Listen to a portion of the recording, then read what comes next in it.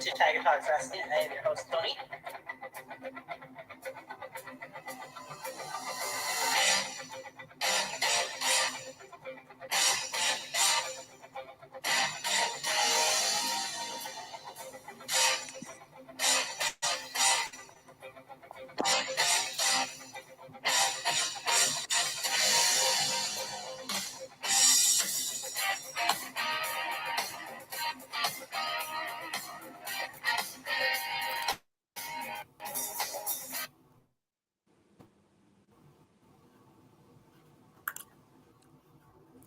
Hello, everybody. Welcome into Tiger Talks Wrestling. Y'all know who I am. Joined today by John. What's up? And Busta Boy, as we are here for the second ever WWE and AEW review show. Yeah, it's just, last week was fun for me. I had influenza. Yay! But I'm here now. That's good that you got to hear. So we got a lot of news and... Go ahead. I'm still ugly. We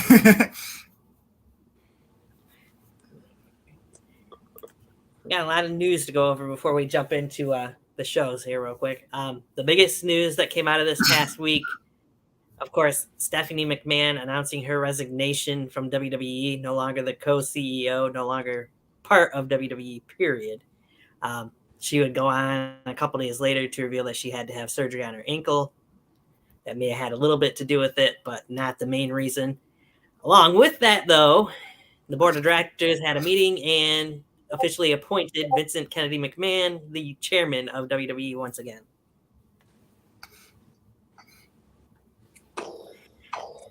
All right.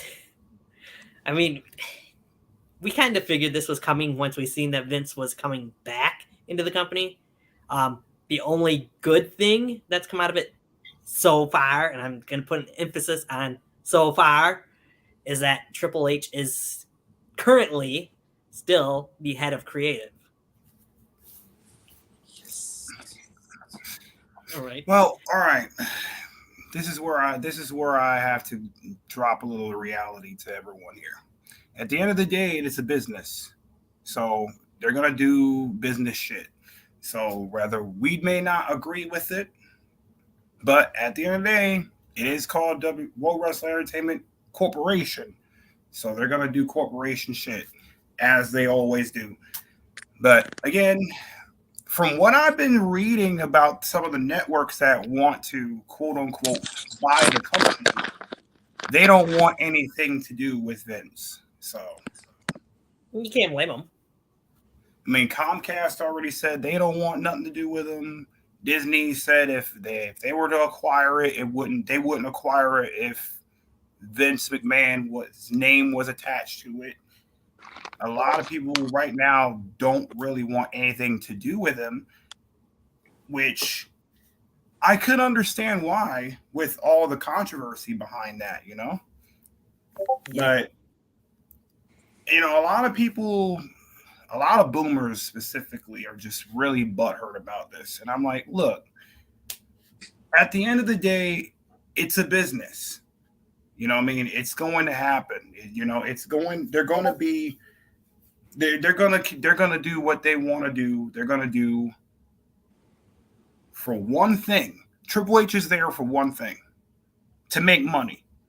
You know what I mean? Right. And at the end of the day, that's what it doesn't matter what us, the consumers, have to say about it. Their bottom line is make as much money as possible.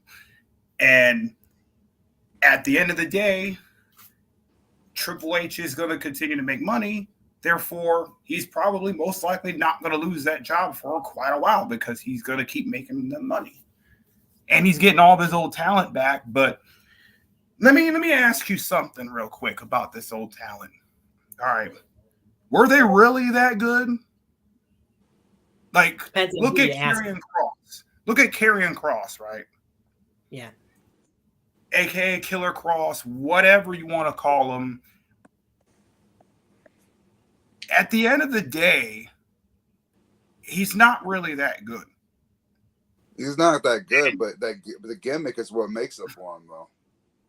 That's true. Yeah, but at the end of the day, if you strip the entrance away and the gimmick, when you boil down to wrestling ability, because that's what a lot of these marks want to see nowadays. They want to see in-ring ability.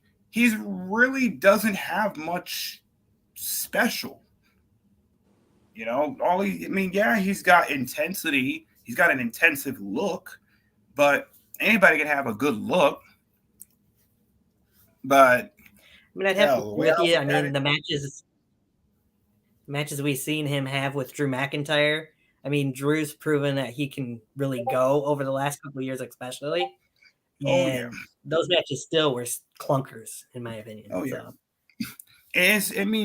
Drew carried that match. He did what he could, and now look at where he's at now. And I'm like, what are you doing with Drew? Like you put him all the way down. You had him carry. Let's be honest here. He carried the dome. He carried that shit. He carried that shit. And look where he's at now. Mid-card. He's stuck in the damn mid-card vortex, for God's sakes. And there ain't even no Baron Corbin. He's on Raw. And you're stuck in the mid-card vortex. And then we got guys I know Bronson Reed just came back, which I'm looking forward to seeing what he could do. You know, I mean, I know what he can do. Dude, like, I've seen him in Impact. Yeah, I know what he could do. You know, as Jonah, if they bring the Jonah gimmick, which not that there was much of a gimmick to that, but if they bring that and not that Brodus Clay 2.0, a.k.a. Bronson Reed, then we'll be fine. Like, or just be I wouldn't say original, because let's be honest here. In wrestling, originality's dead. Everything's been done before.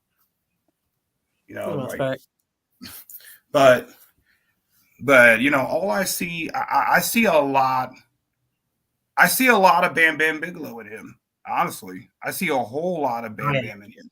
Oh, yeah.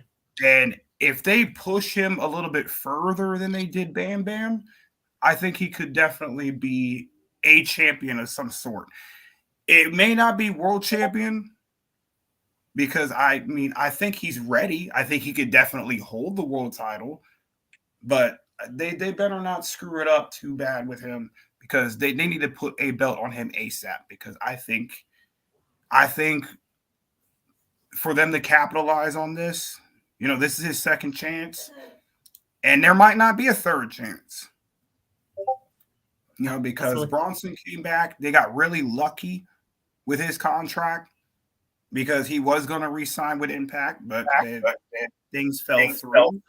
And now he's in WWE. Hopefully he gets the Intercontinental title or the United States title.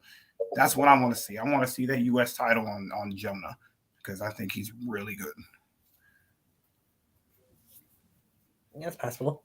Of course, with Stephanie's resignation and Vince getting chairman back, Nick Khan is the solo CEO of WWE now as well. So, but there's so many rumors that have come throughout this week about companies potentially looking into purchasing WWE. I mean, Tuesday, the big hullabaloo was that supposedly Saudi Arabia had their own company or whatever. They purchased WWE rumors all day, only for WWE to eventually say, there's been no sale yet. So these are all rumors. I mean, like you mentioned, Disney and Comcast have been looked into it. Supposedly, speaking of cons, Tony and his dad, Con, have a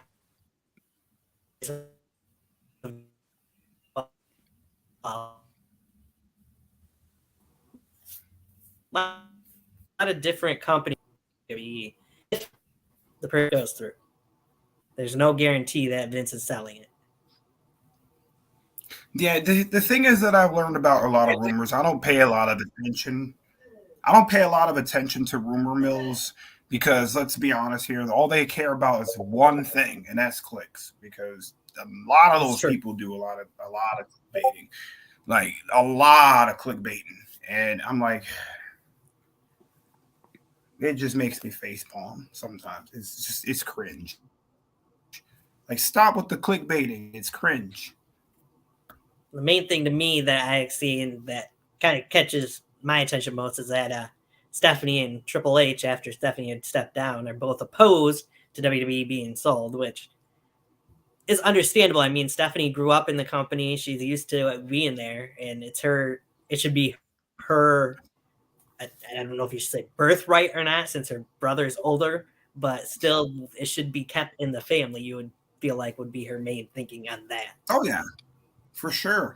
Like, it would be so weird. Like, when I first saw the rumor, because I'm just gonna say it's a rumor that it was sold to Saudi, I was like, just that doesn't make sense. Like, at all. Like, why would they go and sell to the most controversial place they've ever been to? And there's supposedly was so many wrestlers that were saying if we're actually Saudi Arabia actually purchased WWE, they were leaving WWE. So Yeah. Goodbye, Sammy. And KO. Especially the controversy behind why they're doing shows in Saudi. You know, Right. the blood money that was involved in that crap, you know, and it's like a lot, it's a lot of politics involved in that, and it's just absolutely crazy. Me personally, I always thought it wasn't the best idea for them to be in Saudi. I did not watch any of their Saudi shows live because I just think that, I mean, I just look up quick results, but I don't watch their shows live because honestly, I'm not going to support that. You know, I'm not going to support innocents getting killed for a show. And it's Right. not, and every time we go there, some dumb shit always happens. Well, nothing happened this last time, but yeah. Yeah, Something did happen. Logan Paul went viral again. Well, true. I mean, you know, Something bad happened. I will say this about Logan Paul, right? He has impressed me. That's somebody that understands, you know, what we do. You know, that's somebody, you know, a lot of people are, a lot of boomers get upset because they're like, a lot of these fucking kids get really upset when these celebrities come in there and they wouldn't know anything about it. I'm like, you're the same dude. This is the same guy that booed Bad Bunny, that was passionate about this business, that you talk about, you know, y'all boomers talk about how there's no passion, but you have somebody right in front of you that has passion and you're going to just disregard it. That makes it kind of hypocritical, you know? That's extremely hypocritical. You're like, oh, passion is gone. It's not like it used to be in the Attitude Era and stuff like that. You have someone right in front of you, Logan Paul, someone who busted his ass with Roman. Roman made him look like a damn beast. You know what I mean? He made him look good in that match. And I didn't feel like no one person carried that match either. And it's no easy feat. And he wrestled injured, for God's sakes. Yeah. And you want to talk I about... thought they were going to give him the title. Yeah, and like it at times. I actually believed that Logan was going to beat him for a while. It looked believable. Yes. You know, it did. And I loved it. You know, I loved it. And the boomers out there are going to have a fit because they're like, oh, it's not like it used to be. But if you really think about it, nothing is ever like it used to be. If things stayed in the 90s and stayed the same, it'd be boring. Because there were some things in the Attitude Era that were boring too. Like people will sit there and, you know, a lot of these boomers, they try to disregard a lot of like the Paul, especially the Paul brothers. They get a lot of crap because it's if this would have been anybody else during that match, nobody would say shit. Guarantee you. But because it's Logan Paul, everyone's like, oh, it's a Paul brother. And then so let's just give the Pauls the crap. Nobody does that to KSI. Look, when I see those same dudes that are over here like, oh, no, fuck Logan Paul. He ain't that good. He's not that great. Same dude over there talking about, oh, congratulations, KSI. You did great in your boxing match. And you're the same people that pick and choose who you like and who you don't, which not shitting on you for that. That's fine. But you got to be fair here. If you're going to hate on one person for something, hate on them all for the same thing. For not showing, you're not showing passion, which I saw a lot of passion. Like when he first went against the Miz, I'll admit I was the biggest Paul hater, dude. I'm telling you, I was the Jake Paul hater. I was a Logan Paul hater. I was against it, but I actually gave it a chance.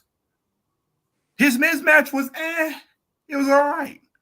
The tag match was all right too. But that match with Roman was awesome. Just saying. That match was great. That match was the tipping point for Logan Paul as a wrestler, in my opinion. But that's just me. I would agree. We'll see where Logan goes from Harrison. He is rumored to be coming back sooner rather than later. Yeah, and his match... If his match does happen with John Cena, because that's the rumor right now, they're saying they want to push him and Cena, and Logan's even saying, I want Cena next. That's what he even said it on his podcast. So It'll be interesting. I mean, Cena is supposed to be at WrestleMania this year, so we'll see. That's a few months away. Anyway, we'll jump into this week's wrestling shows then. Monday Night Raw kicked off with Kevin Owens coming out to the ring. Except for KO didn't get to say much of anything before, of all people, John Bradshaw Layfield comes out to interrupt him. And of course, JBL has to run his mouth about run down the city of Birmingham that they were in and all the Alabama people and mention how Georgia has such a better team football-wise than what Alabama does. Yeah.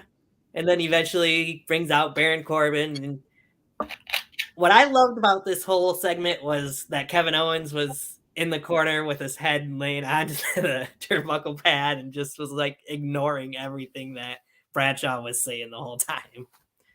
That was what stuck out the most to me, I think, from that segment. Oh, yeah. It kind of describes the situation perfectly. It does. Like, I'm going to use a quote from Edge. JBL, you're a lot like a vacuum. You manage to both suck and blow at the same time.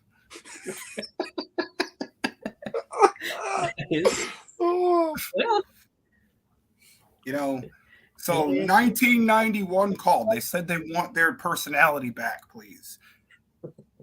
Like, seriously, like, JBL, you were great. I'll admit. Fantastic. But you are here for nothing more than nostalgia. Pretty much. So do yourself he can still... And stop. He can still work the crowd. Stop knocking Southerners. You're a fucking Southerner. It makes you sound stupid. But anyway, at this point, let's just get Jim Cornette back, right? Let's have him go. Just remember back in the day when he used to just go off on he used to just shoot on people. Let's just have him do that back. Let's just have him do that. Wait, Cornette doesn't shoot on people anymore? What are you talking about? I'll be your new Jim Cornette. I already got compared to Jim Cornette during one of my podcasts, so why not? Anyway, out of all their nonsensical talking, Bradshaw and Corbin's wise, we end up with a match between Corbin and KO. First time in quite a while those two have faced each other. Pretty decent match. Good match for Corbin standards, rather. I'd put it. You get a stunner at the end. 1, 2, 3. Kevin Owens wins, as you'd expect when he's going into the Royal Rumble to face Roman Reigns for the WWE Universal Championship. You know, anything you guys? I'm just going to put it this way. I believe I can sum this up the best way that Stone Cold Steve Austin summed up Lance Storm when it comes to Baron Corbin. You are the most boring son of a bitch I've ever seen in my entire life. Well, Corbin, yeah. You are so boring.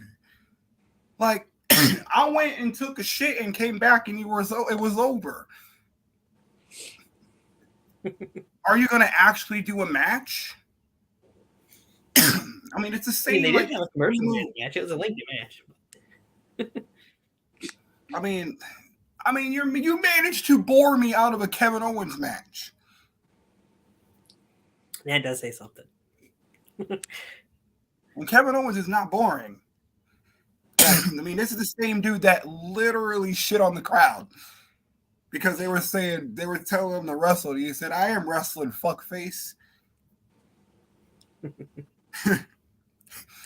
Let's bring that one back. That would be interesting. I want to see a Kill Owens kill shirt. That's what I want to see. I don't know that we'll ever actually see that shirt, but who knows? Not the PG, I don't think, anyway. I mean, technically, you know, if you play it right, that could still be PG. I mean, come on, Disney. You still say kill in a lot of cartoons. Right. So anyway, the main thing that mattered really for that match is what happened afterwards. You got the Usos and Solo attacking KO, getting the better of him at first with a steel chair until Kevin uses Mike Rome's shoe to help him first, and then uses the chair to make the Usos go bye-bye, and you get Adam Pearce and officials and referees coming out there to separate things. May I say it was very oozy? Sure, it was oozy. I don't think the Usos thought it was so oozy. Something else that happened later on another show was, but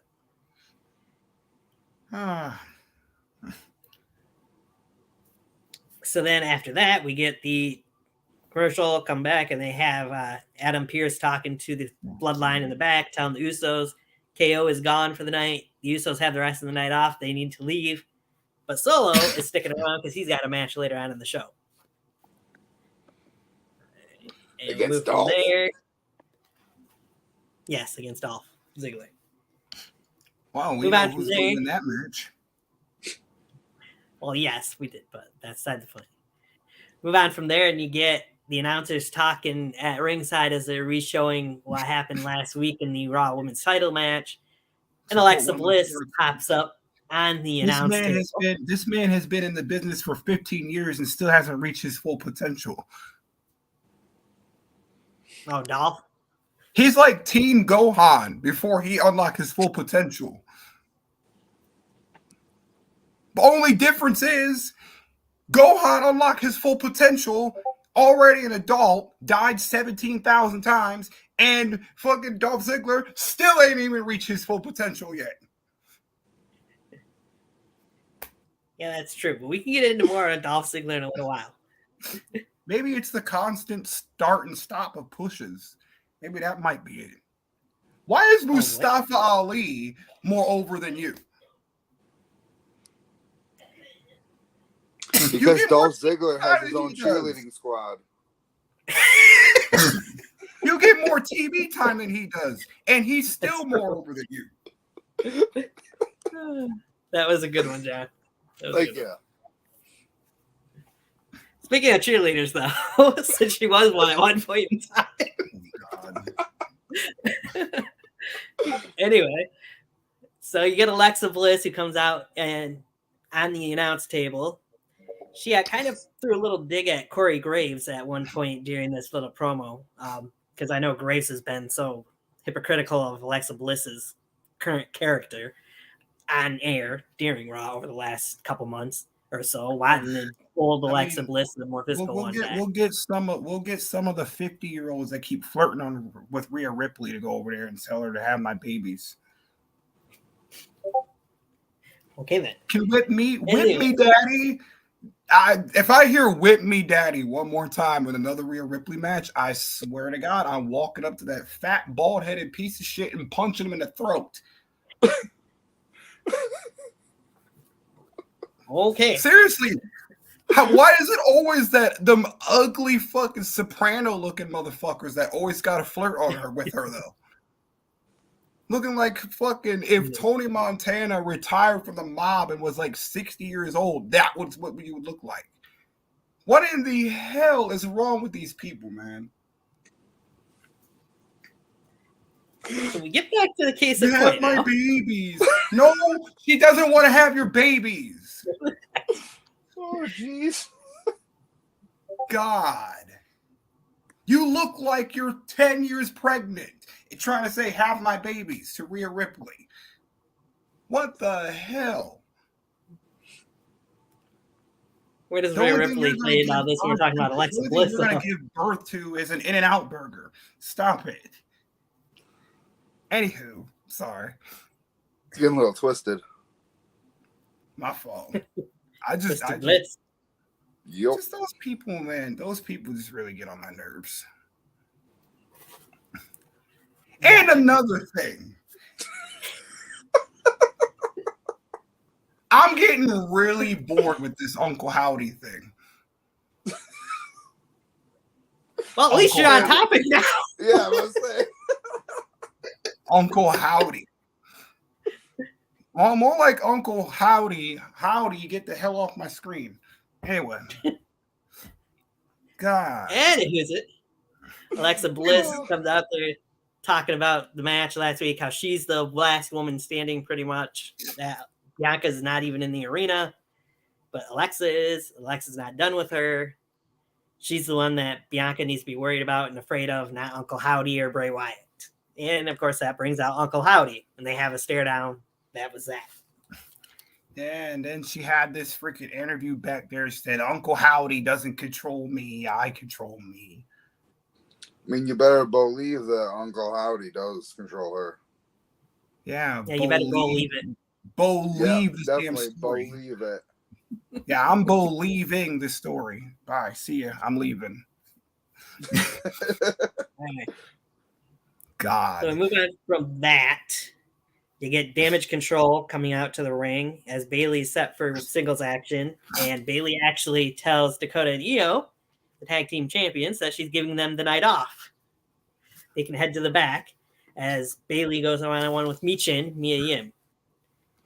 I would say it was a pretty good showing for Mia Yim, probably one of her better matches she's had. I mean, she hasn't had a whole lot of singles matches really since she's returned, but her and Bayley put on a pretty good match. And then she goes and ruins it by taking another picture with Austin Theory, and everyone's saying she's cheating. I don't know if you heard about that. Yeah, I seen that. Y'all are seriously, y'all boomers are that stupid that y'all. First of all, that's another grown ass woman. If she wants to take another picture with somebody, let her. Right. Second of all, no. Her and Austin Theory, of all the people to cheat with, Austin Theory. Really? That's what we're doing now? Austin Theory. You gotta seriously lay off the special cigarettes, people. Seriously, like you gotta get off the cigarettes, man. Well, those cigarettes are serious. What do you see? Like unicorns and butterflies or something? What do you see? Austin Theory and Mia Yim, first of all, no. Never in a million years. Well, I mean, it has been a little while, but we have seen flying unicorns. We have seen a bunch of flying things coming out of Matt Riddle's flip-flops over the last few months. Oh, yeah. Years, Is he going to hit himself in the face with it like he did? I mean, we've seen the Viper on a scooter. That's true. We're going to have another scooter race. Good Lord. Anyway, Dakota and Io would get back involved in the match. Bayley would end up winning the match. All right. Anything that you want that stuck out to you, either one of you guys in that match between Bayley and Mia Yim? Damage Control specifically that match. Well, Damage Control finally won a match, so there you go. It's Bayley's second straight singles victory. Yeah, and they still ain't got the women's title on her for some reason. Don't know why. I think that's partially Bayley's own doing, but yeah. Like, I don't think she really wants it. Okay, first of all, Bayley, let me just put it this way. You can do whatever you want. You know, you're a legend. You're the last horsewoman standing, pretty much. We got Becky and we got Charlotte, but do they really count? Yes. They're not. I don't really consider them to be a horsewoman, though. But first of all, I'll get into Charlotte later, but we're going to be quiet about that. He's got a point, though. She is the last horsewoman that hasn't won a Royal Rumble. Wouldn't it be crazy if she actually ended up eating? If you end up eating your word and she wins it this year? She's not winning this year. I mean, hell, they gave it to Queen Robot Sasha Banks, so I don't see why they can't. You mean Melissa Monet? I am Mercedes Monet. Oh no, I'm looking forward to seeing what she's gonna do over there. Honestly, hopefully they actually do something with her this time. Like that match with Kyrie is gonna be lit. And then they can talk about WWE next. No, that's every AEW episode. You gotta get your cheap pops by taking shots at Vince McMahon, like Max Caster. Every time. Man, this episode's going downhill quicker than WWE stocks.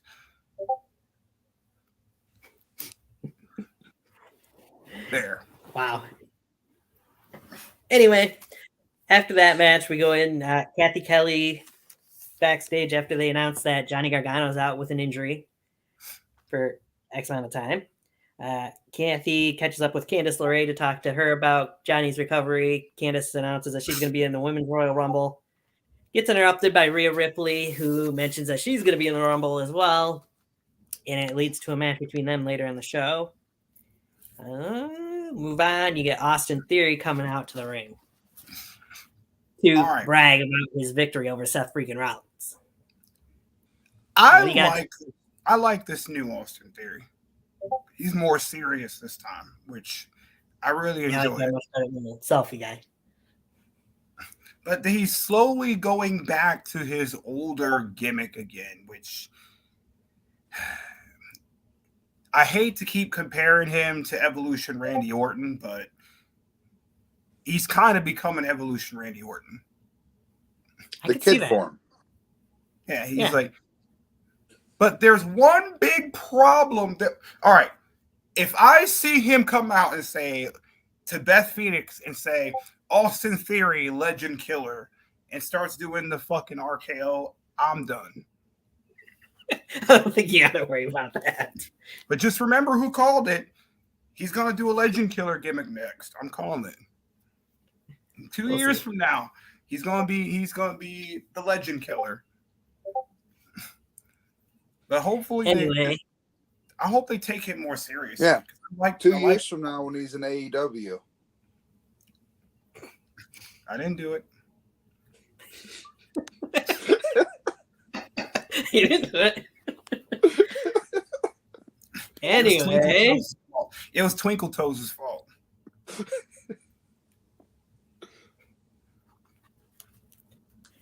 So Austin Theory's out there talking like Seth Rollins isn't even in the building, and all of a sudden we get Seth freaking Rollins coming out to the ring and proving that the rumors were all wrong.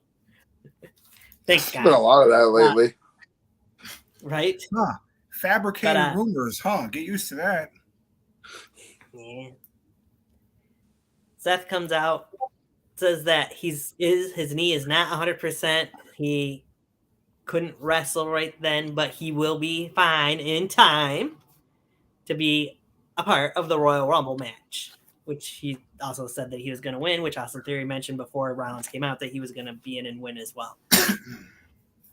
And then, after those two had a little back and forth, Rollins goes to leave. He's in the walkway. Whose music plays? The almighty Bobby Lashley making his return after 4 weeks off. And he still Lashley, didn't gain 30 pounds and go into depression yet, like he wanted to. I don't know if you heard about that gimmick that he wanted to do. But Bobby Lashley wanted to do a gimmick where he would go and become super depressed and he would gain 40 or 50 pounds and then transition back to the almighty from there. That's literally a gimmick that he said during the interview. He gave it to Vince and he said, no, you can't do that. And then now he's going to give it to Triple H and see if he's going to let him do it. And he's like, I can do that gimmick. But anyway, Lashley didn't have no words for anybody at that point in time. He just has Theory telling him not to get into his ring. And when Lashley gets in the ring, Theory tries to hit Lashley with the crutch. Lashley ducks, goes off the ropes, hits a spear, knocking Theory almost out of his shoes. Leaving a pretty big message. Lashley would mention he would, after that he would be in the Royal Rumble match as well. Pretty much sums up that promo. Move on from that, you get the Rhea Ripley, Candice LeRae match. One-sided affair for the most part. Rhea Ripley, as I'm sure many people figured, picked up the win there. Hey, Candice LeRae jobbing out again. Get used to that. Unfortunately. You're probably right there. I mean, has she even won a match since she came back? Yeah, she won her first. She's won a couple matches since she returned. First couple. But not many since then. I mean, I didn't ask you how many matches she's been in. I mean, I said, has she actually won any matches? Like I said, she won the first couple matches she was in. When she returned. I mean, because I can't remember her ever being in a match. Like I've been watching Raw the last few weeks. I can't remember any good matches she's been in, any noteworthy matches. I know, aside from her matches with Damage Control, but no one wants to see her versus Io Sky for the 90,000th time. I mean, I wouldn't be opposed, but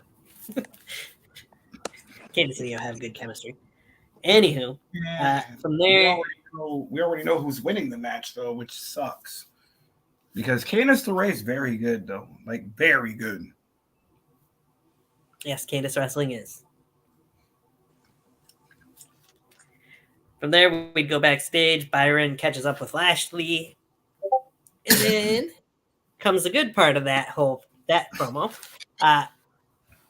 They get interrupted by MVP. Who comes in and mentions that he's the one that paid for the lifting of the suspension for Bobby Lashley and talked him back in and tries to get Lashley to reform the Hurt Business, which Lashley says they're cool, water under the bridge, but right now this isn't the time to reform the Hurt Business. So kind of planting the seeds, as MVP was seen last week talking to Shelton Benjamin and Cedric Alexander. The Hurt Business will be back in business. Recently celebrated 20 years. So yes, he did. He did like the terrible version of Ain't No Stopping Me Now. He did terrible at that. Did he? I didn't see it. Can you I put heard a about belt it, on I him, didn't see for it. God's sakes? Like, can somebody please put a belt of some sort on him, please? I really think he could do something with one of those belts. I know, right? Been too long Not the since I've 24/7 title. been a champion. That doesn't count as a championship. What's that? It doesn't exist anymore. Nikki Cross threw it in You're an not waiting to imaginary trash can. Yeah, even the trash can didn't want it. That's how bad it was. Right? It's such Put a that shitty crap right belt. back up. Even the trash can was like, nope. Right. But anyway, then they go into a video showing Cody Rhodes wrestling through the injury at Hell in a Cell last year, leading into his surgery and the start of his recovery. And we'll get the part 3 of those videos this upcoming week on Cody's road back. Then Kathy Kelly would talk with Dolph Ziggler and Mustafa Ali backstage. Ali was not, well, she was talking to Dolph. Ali came in. Ali wasn't happy with Dolph because Dolph interrupted his match with Theory a couple weeks ago, and because Dolph also bowed out of being part of the Tag Team Turmoil match later on in the show because Dolph wanted this shot at revenge against Silver. This is what you've Dolph been said, "Hey, now. Really, Mustafa we'd probably be Ali? a really good tag team, but I got my own thing." Please no. I think they'll probably team at some point, but please don't let those two be a tag team. Just please no. They probably will, though. The seeds were planted, so. Great. And with the rumor having it that Beer Money is going to be there, yeah. I mean, that would still be cool.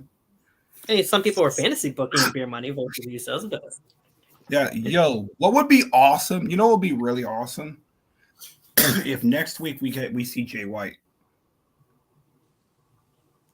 Because Jay White is no longer in NJPW. Yeah, Jay White, the Switchblade, Mr. Jay White. No, what would be awesome if we see the Usos take on the Motor City Machine Guns. True. I'm gonna keep saying it. That would give Impact more views than they've had in years. Right. But my money is on Motor City Machine Guns, though. Sorry, Usos. Same. Sorry, Usos. I gotta go with my boys, man. I got to. You don't want the smoke. I'm telling you. Those guys are a different level. Street Profits now? I'm better than the Street Profits. I'm actually entertaining and can keep people's attention span for more than 2 minutes. Burn. Anyway, we'd see a video of Bronson Reed leading into Byron talking to Bronson backstage. Well, he thought he was going to talk to Bronson. The Miz pops up and starts talking instead of letting Bronson talk at first. But Bronson Reed does pipe up and mention, hey, if you want me to do any more jobs for you, you got to pay me first. In other words, Miz actually paid Bronson Reed off to help him win that ladder match a couple weeks ago on Raw. So, Bronson's Dexter. Yeah. And Bronson's just not going to fall for things like Dexter apparently did, though. He wants the money up front. Can't blame him. He said he's not with the Miz, he's not his lackey or anything else.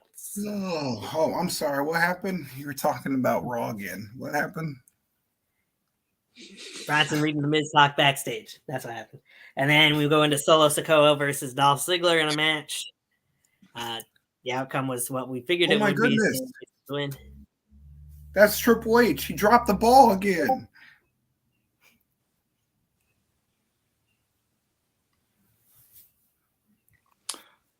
I guess Nick forgot. I mean, my bad, Dolph. Forgot to, show up. He forgot to actually wrestle a match. It's not like Shawn Michaels. Okay, cool. Hey, maybe he should have brought back his other Spirit Squad member that wrestled in WWE. What happened to Kenny Dexter? Oh, the one match he had? Oh, you mean the one match he had against Ric Flair? Okay, cool. Yeah. That's still better than his. Is it sad that people still talk about his one match more than they talk about a Dolph Ziggler match, and he's been doing it for almost 16 years?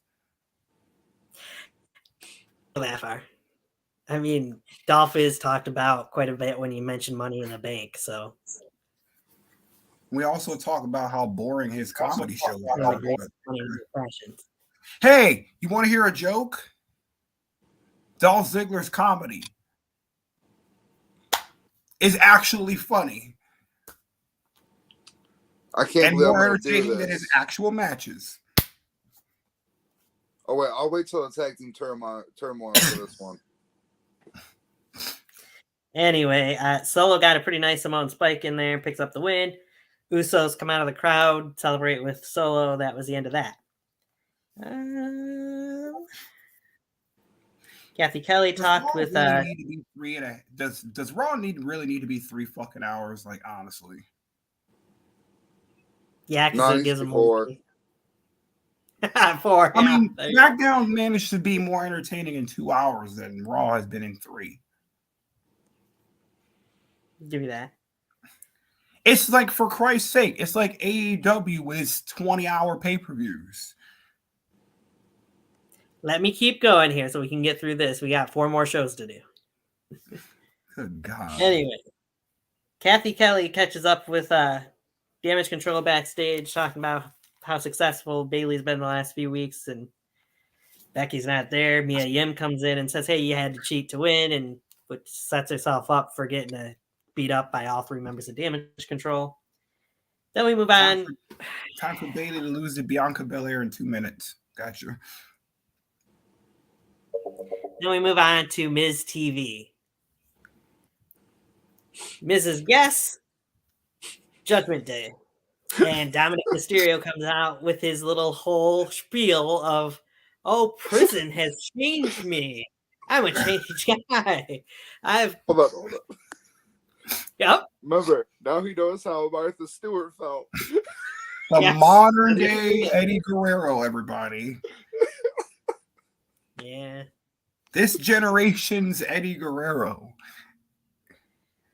went to prison, and now he's a changed man. He's no longer this generation's Eddie Guerrero. Yeah. He got a whole teardrop on his face now. He's seen so many things. I mean, so now he's Lil Uzi Vert. Awesome.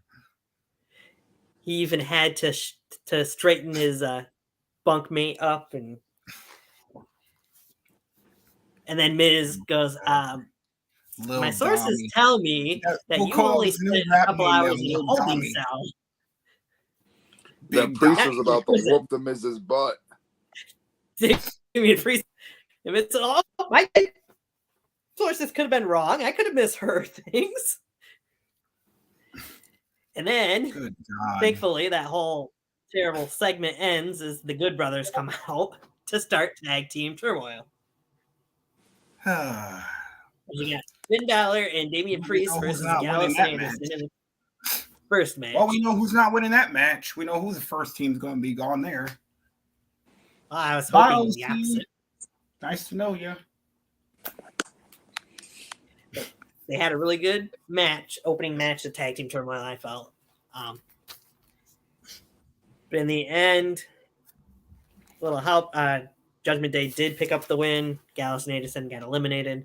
They cheated, of course, but they still got the win.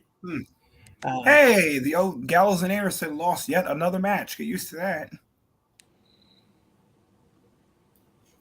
You leave New Japan. Just to come here and job. I should mention this Tag Team Turmoil match is to determine the number 1 contenders for the Raw Tag Team titles, not the Undisputed Tag Team titles. Just to clarify. And Gallows and Anderson still hasn't won a match. Move on from that. Cedric Alexander and Shelton Benjamin are next up in the gauntlet match, and they go right after Finn and Damian Priest. They brawl it out before their match actually begins. Okay match.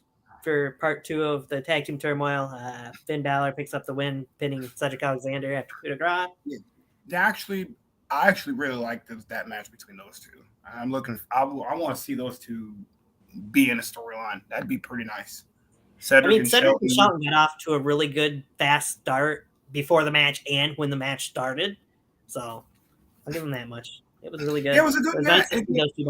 Like imagine those four fighting at a pay-per-view. That'd be pretty freaking sick.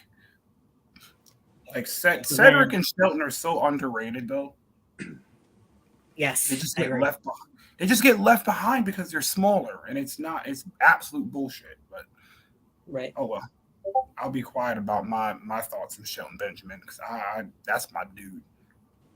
So then we move into Alpha Academy coming out, and we get shush.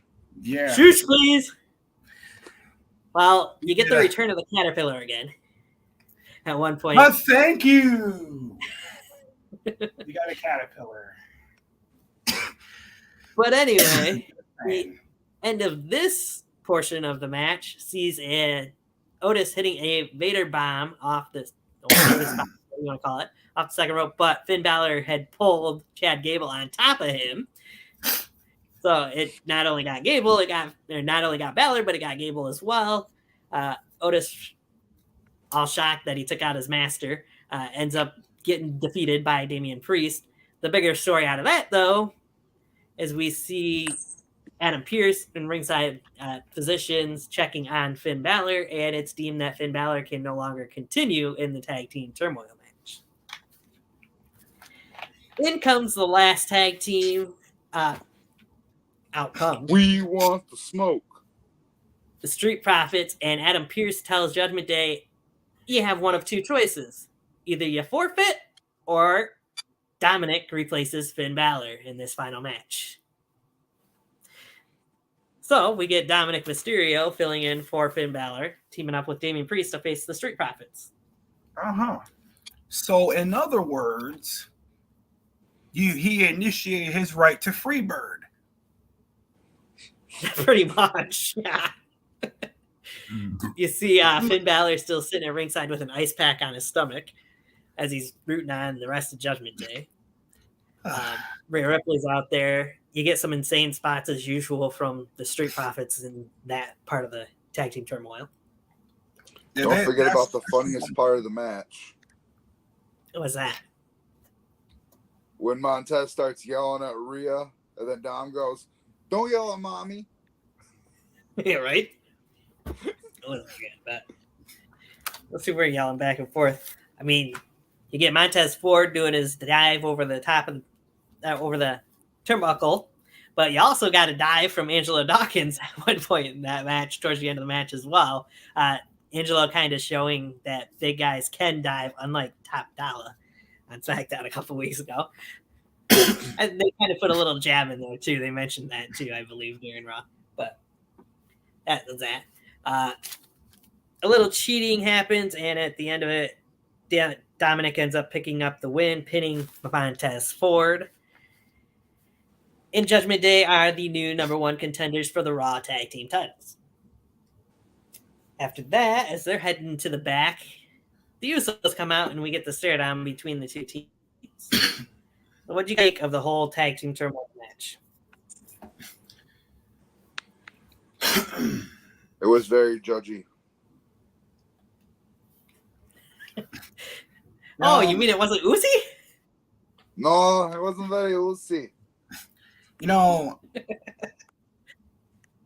who am I to judge a good match? I thought it was smart how they had Finn do most of the match and then brought Dom in. That way Dom can look like he had a strong finish, even though he was barely in the match at all. True. My question is, once we have the tag team title match, though, now, is it Finn and Damian, or is it Dominic and Damian since Dom won it? Technically, I think it should be Dom and Damian because that's who finished the match. Right. That's what I think, too. I almost wonder, though, if they might not say it. But or they would initiate their right to Freebird, and all three of them would be in there. Yeah, let's just pull a New Day. Why not? it'll be interesting to see. They haven't really said when the match will take place yet, but we'll see what happens. I mean, instead of New Day rocks, it's Judge Day cheats. I mean, after all, there's only one person that's good at lying, cheating, and stealing, and that's Eddie Guerrero. True. Now, see, Judgment Day is good at cheating, but the numbers game won't be there in their favor when it comes against the Bloodline. So, then again, let's see it Solo versus Rhea.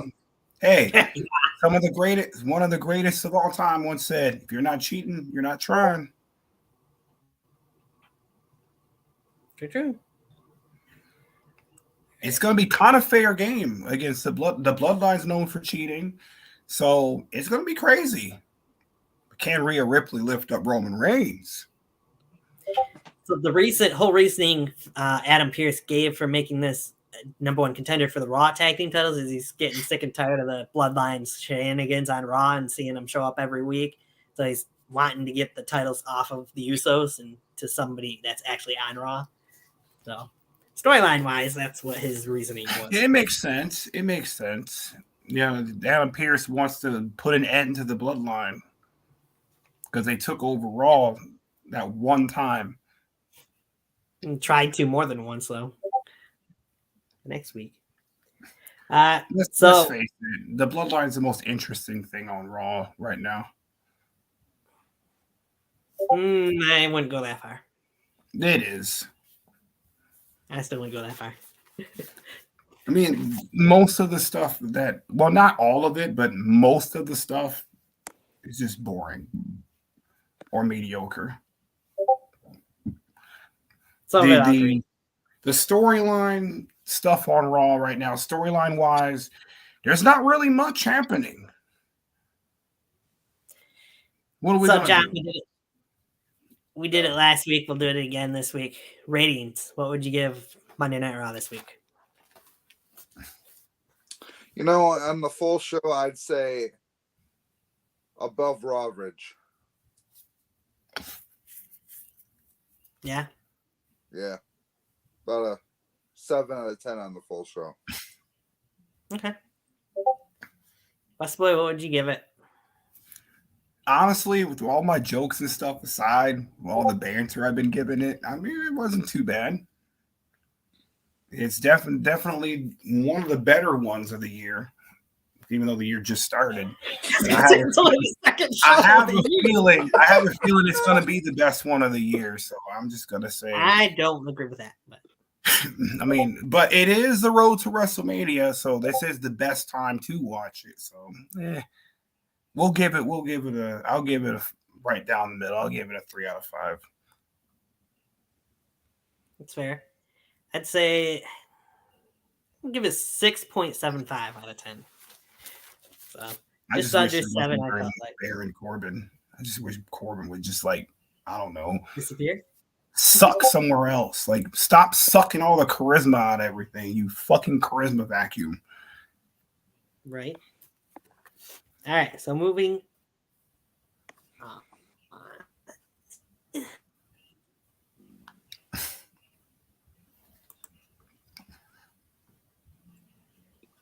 What's it? Size.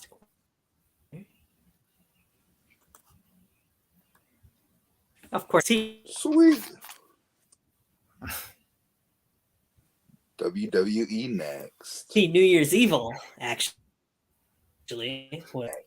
I'm actually going to have to sit this one out because I didn't watch it.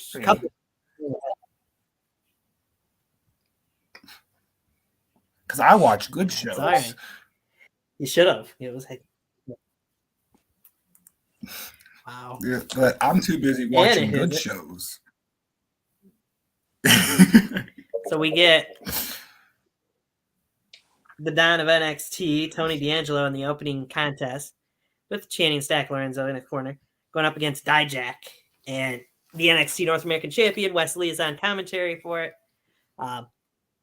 These two had a pretty decent match, I would say. Not great, but it was decent. In the end, you get Dijak picking up the win as it looks like he's continuing momentum. He had a different finisher, though, than what we're used to. I mean, used to seeing him hit that feast your eyes. I don't know exactly what you want to call it. That's the name of the move, but he hit something different for the win over D'Angelo there. So, okay, can I just point out that Tony D'Angelo is like everything that we need right now? I'm just saying. You know who he reminds me of? Like dead ass. He reminds me of I think Mike Perillo. Oh yeah, from I could see that. Yeah, AEW. I'm just waiting for him to come out with some spaghetti sauce, just like Mike Perillo. You know, to me, he reminds me of if Madcap Moss was a part of Deuce and Domino. Like if Madcap Moss actually had talent, that's what he would look like. Right. Like I mentioned last week, I don't really care much about promos for NXT. Don't write it down or nothing. So just do the matches. Next we get, if you want to mention, I know what happened after that. I'd have to look up again. The next match would be the tag team gauntlet match, though. You get Kit Wilson and Elton Prince, who come out and hand-picked their first opponents, two jobbers that come out to the Rockers theme song, of all things. I'm like, really? Okay. And they make quick work of them. But then you get the New Day coming out after Pretty Deadly win that first match and say, whoa, we figured you would try something like this, so you do not get to pick your other two opponents in this gauntlet match. We do. So the next team is Malik Blade and Idris Anafi. And they give Pretty Deadly a better fight, but in the end, Pretty Deadly still wins. Then comes the more interesting part, as the New Day have Josh Briggs and Brooks Jensen as the final opponent, but as that music plays, you don't get Briggs and you don't get Jensen coming out. We're wondering what's going on. Camera goes to the back, finds those two laid out. The Gallus boys back in NXT. Mark Coffey, Wolfgang return and proceed to kick ass and take names as they do.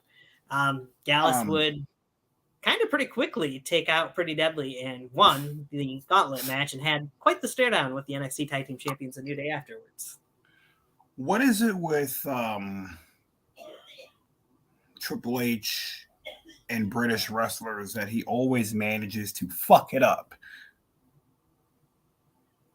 Like, I don't know how or why he always manages to fuck it up. To quote one of my favorite quotes from one of my favorite YouTubers, Mr. Angry Joe, hey, Triple H, you done fucked it up. You always fuck it up. And I'm tired of you doing this to UK wrestlers, British wrestling. British wrestling is wrestling too. You better watch yourself, buddy. Just saying. Even though you don't know me, I don't care. Watch yourself anyway. British wrestling is just as important. Just saying.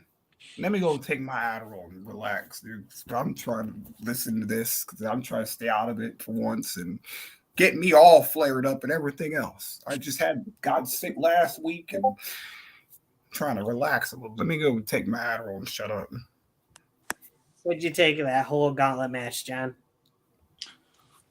You know, you called the last saying that Gallus would be involved some way or another, which they were.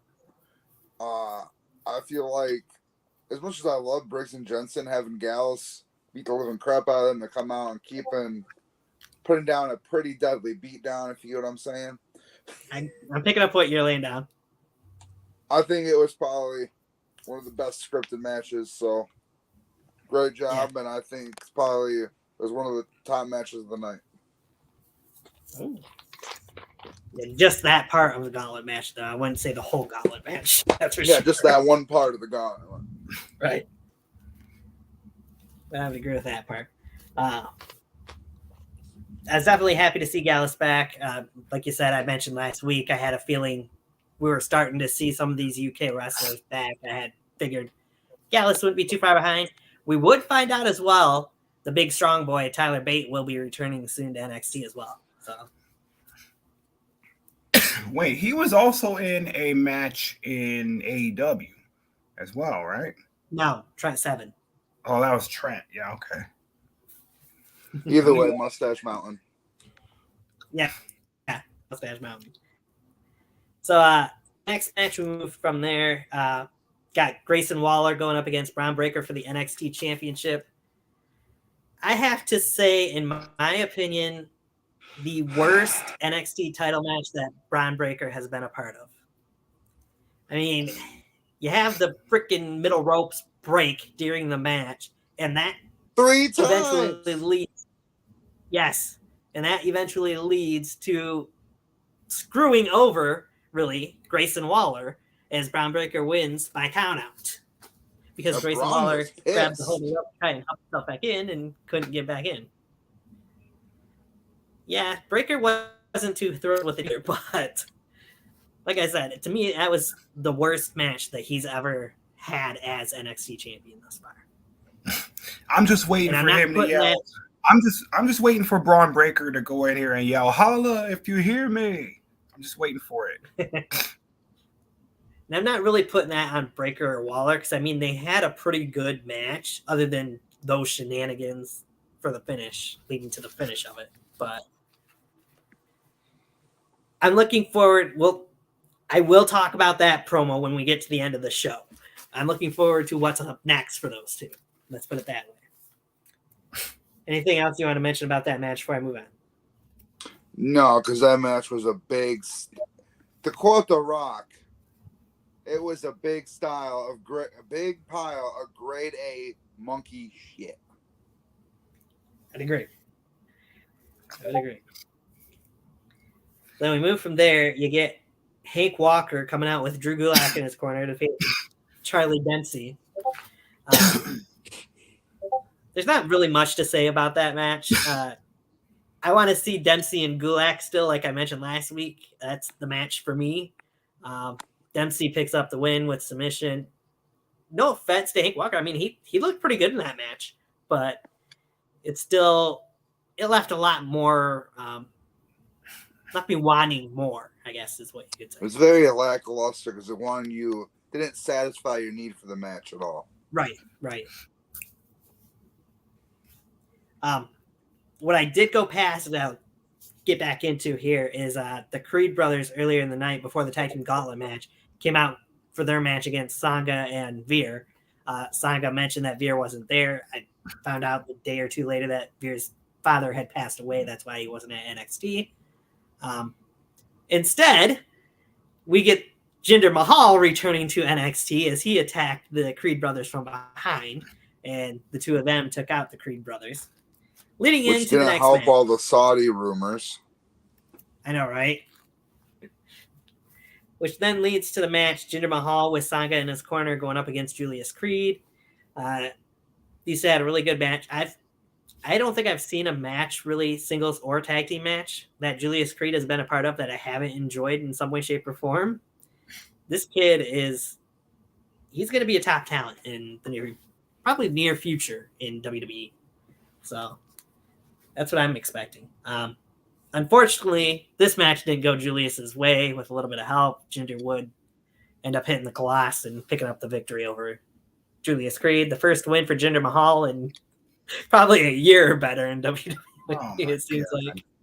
So now they got all those WWE jobbers going over there to NXT now. Well, they got some of them anyway. Jinder's just a temporary stop in NXT for him, from what I hear. So. Good God. Got the New Day over there. Anything else you want much about that name? We got Jinder. We had Drew Gulak over there. Wow. You would never think that Drew Gulak, a former Evolve heavyweight champion, would be in NXT UK. I mean NXT as a manager. He's not just a manager, he's wrestling there too. And he's training. Yeah, he puts on clinics. He does. I could take that so many ways about clinics, but I'm going to be quiet. Anything else you want to mention about that match before we dive into the main event? Let's go diving. Okay, if we must. So I'll say this much: Toxic Attraction called their shot, and we'll put that out there before we dive in. So the 20 women. What are you, Roman Reigns? Well, the female equivalent in NXT, I suppose. I'm gonna call my shot. 20 woman battle royal to determine the number one contender for the NXT Women's Championship. We see a lot of the women in there, that names that you'd be used to from NXT Lee and some of the newer names. Sol Ruka was one of the girls that really stood out in that match to me. She got the whole Kofi spot at one point in time, and did even better than Kofi did, to be honest, to save herself from elimination. You can't talk about this match without saying, how about the first elimination? Cora Jade. Yeah. By Valkyria, but Cora would come back out not once, but 2 other times during this match, including to eventually eliminate the person that eliminated her, Lyra Valkyria. Wow. So she pulled a Takamichinoku and Funaki. Yes. Yes. Only difference is you didn't literally hear it sound like a fly swatter because they hit the ground so hard. Good God. John, didn't you pick Cora Jade to win this match last week? No. I said I could see them doing that. I went with my girl Nikita, like I always do. No, that's right. You did go. She had a decent show. Had a good showing in there. Ivy Nile had a good showing in there as well. Yeah. I mean, Indy had a couple. But I think Sol Ruka had the best. Yes, I would agree. So he had decent spots. Alba Fire eventually would eliminate Sol Ruka from the match. I was kind of surprised Isla Dawn didn't end up being in that match or getting involved in Alba Fire's elimination, to be honest. So I was expecting that. Alba Fire would also get eliminated by Lyra Valkyria before Valkyria would get eliminated by Cora Jade, leaving us down to the final 2, Gigi Dolan and JC Jane. Looked like JC was going to give Gigi the win, and she was going to jump over the top rope to the floor. But then she's like, no, we're not going to do that. And they actually fought for a little bit until they got to the top rope. Both women fighting back and forth off the top rope, and they both go down to the floor. At the same exact time. You know what that sounds like? Sounds like another type of match. Sounds like a Bret Hart and Lex Luger. Yeah, Royal Rumble 1994. Except for it's a little different. I was thinking more like 2005, except you didn't have Vince coming down and ripping his quads. I don't think. But anyway, from the replays and when I originally seen it, it almost looked like JC hit first, but that's neither here nor there. Anyway, you get one referee saying JC wins on one side. You get another referee on the other side saying Gigi won. Then you got 2 other. Yeah, then they got to review it. And then they eventually go back into the ring and announce their co-winners of the match. So we know what's going to happen, right? What's that? So when they have the actual match, because JC turned on Gigi, Gigi's going to turn on JC, and Gigi's going to up with the title if the title changes. Or they're going to do like your traditional triple threat match, have JC and Gigi double team, and eventually they're going to turn on each other. Yeah, that's what I feel like is going to happen in I could see that before JC. No offense to JC, but I feel like Gigi would be the better one for the championship. Right? Like JC's going to go for the cover and Gigi's going to freaking pull her off. But I think Roxanne will probably win because I can't see her losing the very first match that she'll be defending it in. But. Right, yeah. Well, you never know. She might just have the Johnny Gargano effect. True. That's possible. I mean, we do have a different booker than when Johnny was in NXT, but that's not the point. Because you got Sean booking things instead of Hunter. But Yeah, because Toxic Attraction said that at the end of the night, you would hear the winners of the match would be Toxic. That's why I said, hey, they're called the shots. They're shot, rather. Because that's what we did here. The winners, Toxic Attraction. Roxanne would come out and pull up the title. And then we'd go backstage. Sean talking to Grayson Waller and Braun Breaker about what had happened and the decision that they will face each other again at Vengeance Day. This time inside a 15-foot high steel cage, which I'm looking forward to. I mean, we've seen what Grayson Waller can do in War Games matches, so you know he's going to pull out something in that match that we haven't seen probably. So, in Breaker, well, it's Braun Breaker. He's going to destroy things inside that cage, mainly Grayson Waller. So, but I think, not to spoil anything, so I know I'll probably do a prediction show somewhere for it, but I have a feeling that's where Braun Breaker will finally drop the title. So, what if I can see this happening? What if Braun Breaker throws Grayson? What if he throws Grayson through the cage, and that's how he wins the belt? I mean, it's happened before. Most recently with Lashley and Omos. Wasn't for a title, but still. That's when it was. If we go back to title, Roman and Brock. Yeah, true. All right. What would you rate NXT New Year's Evil then, John? I'm going to give it a strong 8.5 out of 10. Oh, wow. Yeah. Nice. I don't think I can quite go that high, but I will give it a higher rating than what I did Raw, because it did feel like it was a better show for the most part. I mean, you still had some lackluster matches on there, but I think because of the clunker of the NXT title match and another match that wasn't too great, but it was all right, I'd say about 7.5 out of 10. Still a pretty good show, though. It'll be interesting to see where things go from there. For sure.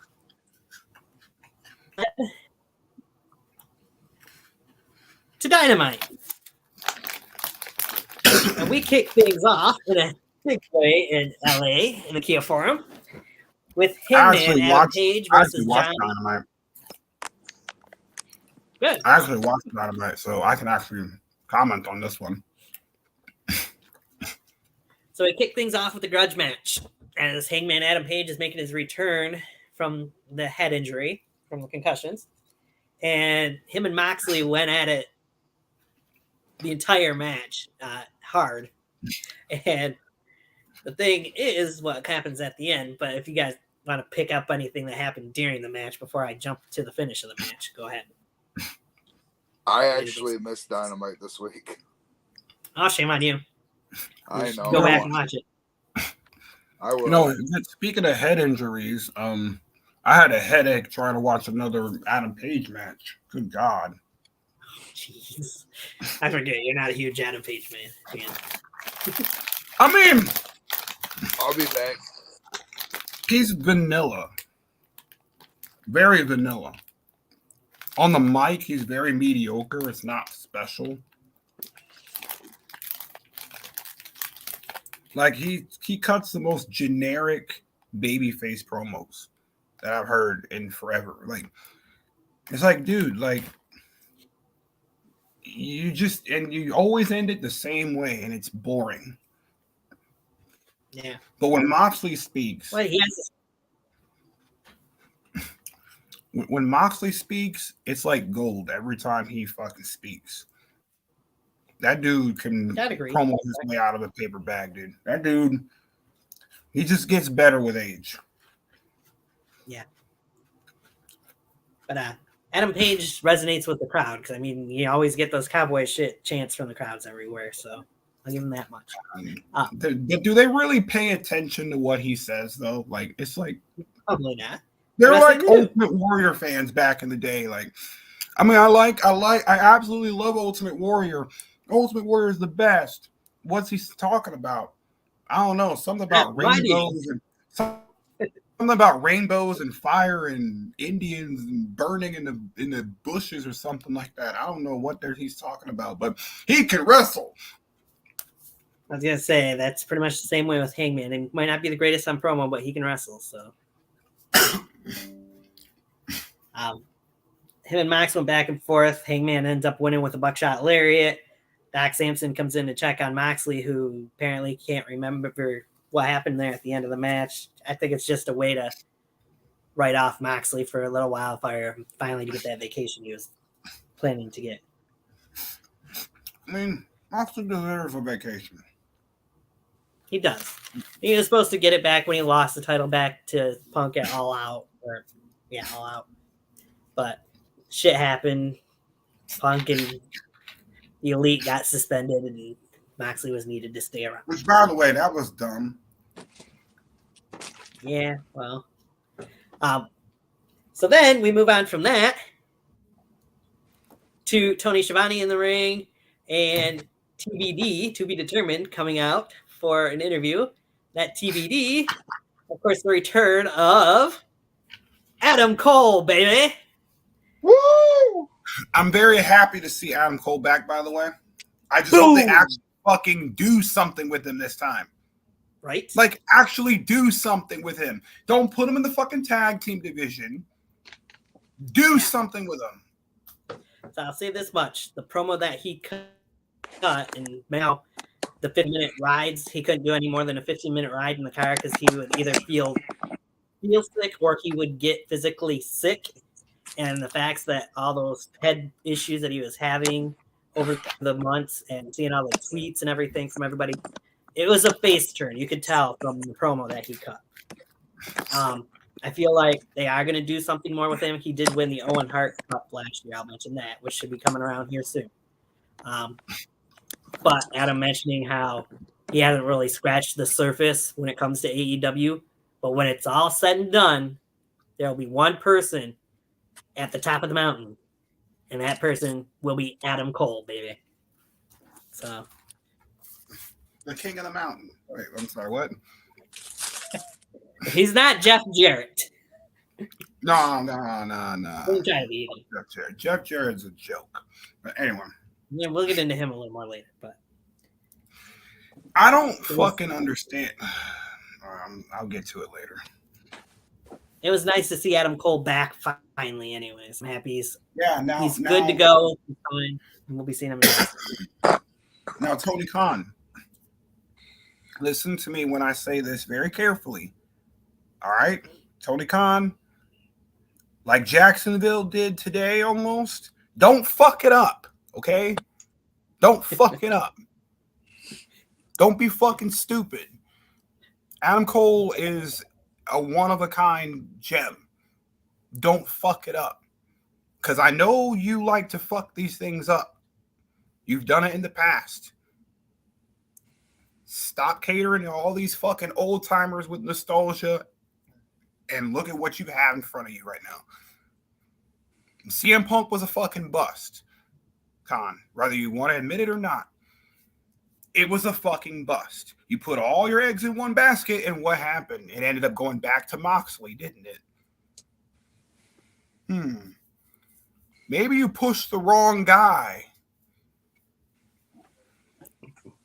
Don't fuck it up again. You only got one more chance, which in this case, you've had 3 years to fucking do it right, but you still ain't got it right yet. But go ahead. No, what do I know? I'm just the poor man that watches your show. So, right? What do I know, right? I'm not a multi-billionaire that thinks he knows wrestling. But go ahead. Move on to from Adam Cole's segment to the Acclaimed and Daddy Ass, talking about how they're going to be their own style on Rampage. All right. Lee Moriarty and Irma Stokely Hathaway going up against Jungle Boy, Jack Perry, and Hook. I did see that. An all right tag team match here. I didn't see that. Yes, that T-bone suplex was the highlight. The less talented version of Test? Okay, cool. You're talking about Big Cass, gotcha, or Big Bill. I'm talking about Big Test. Like, I'm talking about Big Test. Yeah. Now he's known as Big Bill. Oh my god. That is the dumbest name. Right? What is your fucking issue, kid? Just call yourself, just come out there. All right, just come out here and call yourself Test. Because that's what you are, dude. You do the bootleg Test. You look like Test. You talk like Test. You even wrestle like Test. You're literally fucking Test. But anyway, the match ends with Jungle Boy hooking Lee Moriarty up in the submission hold, the snare trap, and making Lee tap out. After Hook had hit that T-bone suplex, finally. He attempted it about 3 times before it got it. Like, I knew that they were going to do that. Yeah, they're in Jungle Boy's hometown, so. All that Big Bill is good for is putting other more talented people over. He did it in Impact, he did it in WWE, and now he's doing it in AEW. Yeah. And it's sad because I hate to keep calling him keep calling him a Test bootleg, but the dude has such great that he suffers the same way that Test did. Test had all the talent in the world, but never had the right backing. Yeah. Which sucks. Because Test could have been world champion. And it took him roiding his body up in WWE CW just for him to get it. And what happened? He dropped the belt and left. Right. And I think that's what it's going to take. That's what's going to take, I think, for Big Cass. I think he's going to end up roiding himself up, and then he's going to until he gets the right look and gets the right backing, and then people are finally going to get behind him. And by the time they get behind him, guess what's going to happen? It's going to be too late. Just like it was with Lance Cade, even though he was getting pushed. And just like it was with Test, I've seen this trend so many times over the years, and it's so fucking sad. Because the dude has talent. The dude has the look, he has the talent, and it's pathetic. But anyway. Anyway, we'll move on to kind of a pointless backstage segment as Renee Paquette catches up with the Best Friends and Paul Walterhauser, which they just talk about wrestling, and Paul has this surprise that he'll reveal on Rampage. The surprise is you're retiring? No. Because I just think that, okay, I'm going to be honest with you. I don't think Trent Beretta's that good. I think he's very boring. He's good in the ring. Best Friends are just boring. They're a gimmick. They're a boring ass gimmick with equally boring ass matches sometimes. Like, if I'm wrong, was Trent Beretta in WWE? Yes. Yeah, him and Caleb Croft. Even back then in the WWE, I didn't think Trent Beretta was that good. I don't even remember him, so he sucked. I mean, it's like this, right? I feel the same way about Trent, like a lot of people feel about Matt Sydal. They just don't really see the appeal of Matt Sydal. But my biggest problem with Matt is motherfuckers can't get behind him because he's a smaller guy. Right? He's too small. That's dumb. That mentality is so stupid. Anyway, we'll move on from there. Konosuke Takeshita comes out to the ring and set up for his match with Bryan Danielson. But before Bryan can come out to fight, out comes the AEW World Heavyweight Champion MJF, who decides to cut his usual promo and pokes fun at Konosuke Takeshita and the fact that he speaks Japanese instead of speaking English, and Takeshita tells him that he is going to kick his ass. But MJF wanted nothing to do with that and told Aubrey to keep pushing back and leave the ring. MJF runs down LA, Ken Jeong mentioning him in the crowd, Freddie Prinze Jr. in the crowd. And he makes the Scooby-Doo joke to yes, he did make Freddie Prinze Jr. Yep. Where people used to remember him from She's All That, but he's not old enough to have seen She's All That, and he just knows him from being Scooby-Doo's friend. Yeah. And then eventually, finally, Bryan Danielson comes out and shuts MJF up as MJF runs away from Danielson to prove yet again he's afraid of facing Danielson. Out of that, we finally get the match, and it was a really good match. I would say probably even close to great match between Takeshita and Danielson, in my opinion. It looked at times like Takeshita could have won that match, and the stipulation now is that Bryan has to win every match until February 8th, I think, or something like that, that he's in on Dynamite, or else he won't get his match with MJF at Full Gear. So, well, wrong name of the pay-per-view, but yeah, Revolution. That's what I meant. Well, I think I think that was a great match. Yeah. I've been impressed by Takeshita every match I've seen him in. I've followed him since NJPW. He's pretty damn good, in my opinion. It's just people just can't get behind him sometimes because they don't understand the gimmick. What's there to understand? Yeah. I mean, Bryan even helped him up after he had made him pass out and shook his hand. He showed the guy respect, so he definitely earned Bryan's respect there in that match too. So, I mean, Bryan would eventually later on in the night say that much too. So. After the match, we'd go backstage. Renee caught up with Juice Robinson, announcing that Juice has the TNT title match coming up on Rampage. Juice hasn't really gotten much spotlight on him since he came to AEW. May I put it out there? And that's again a certain con man's fault. Yeah. I've enjoyed hey, guess what, everybody? We got all these people that we're never going to use. So let's just sign these guys because I got money, right? Oh, we got Juice Robinson. Oh, half you guys forgot we signed him last year? Oh, okay. So we're going to finally use him in our second match you're never going to remember. Okay, cool. Yeah. Which is pathetic because Juice Robinson's talented. That's the thing about him. He deserves so much better than that. Like that's the biggest fucking problem I have with AEW right now, dude. Like you have all this money you're throwing around. You have a WCW problem. You have all this money you're throwing around.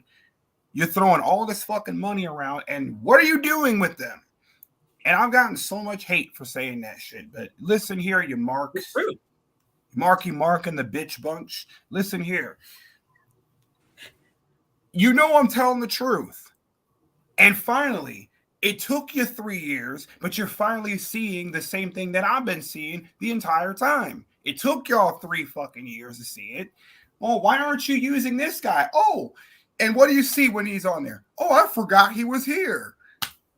Right. Well, so did I. Until I saw the match. And while everyone's like, who the hell is this guy? I'm like, about time you fucking used him. Yeah. I mean, there's certain other people that we haven't seen on TV in a while. That's the problem with AEW. You have all this money you're throwing around. Why don't you just offer them money per appearance? So some people might not like to hear this, but I mean, they've got 2 television shows. They've got Rampage, they got Dynamite. Yeah. And why are all your fucking women on Dark or Elevation? Right. You put the best. Like, no one's gonna sit there on YouTube like, with your mom, dad, your dog, your cousin, your grandmother, and watch 20 hours of women matches.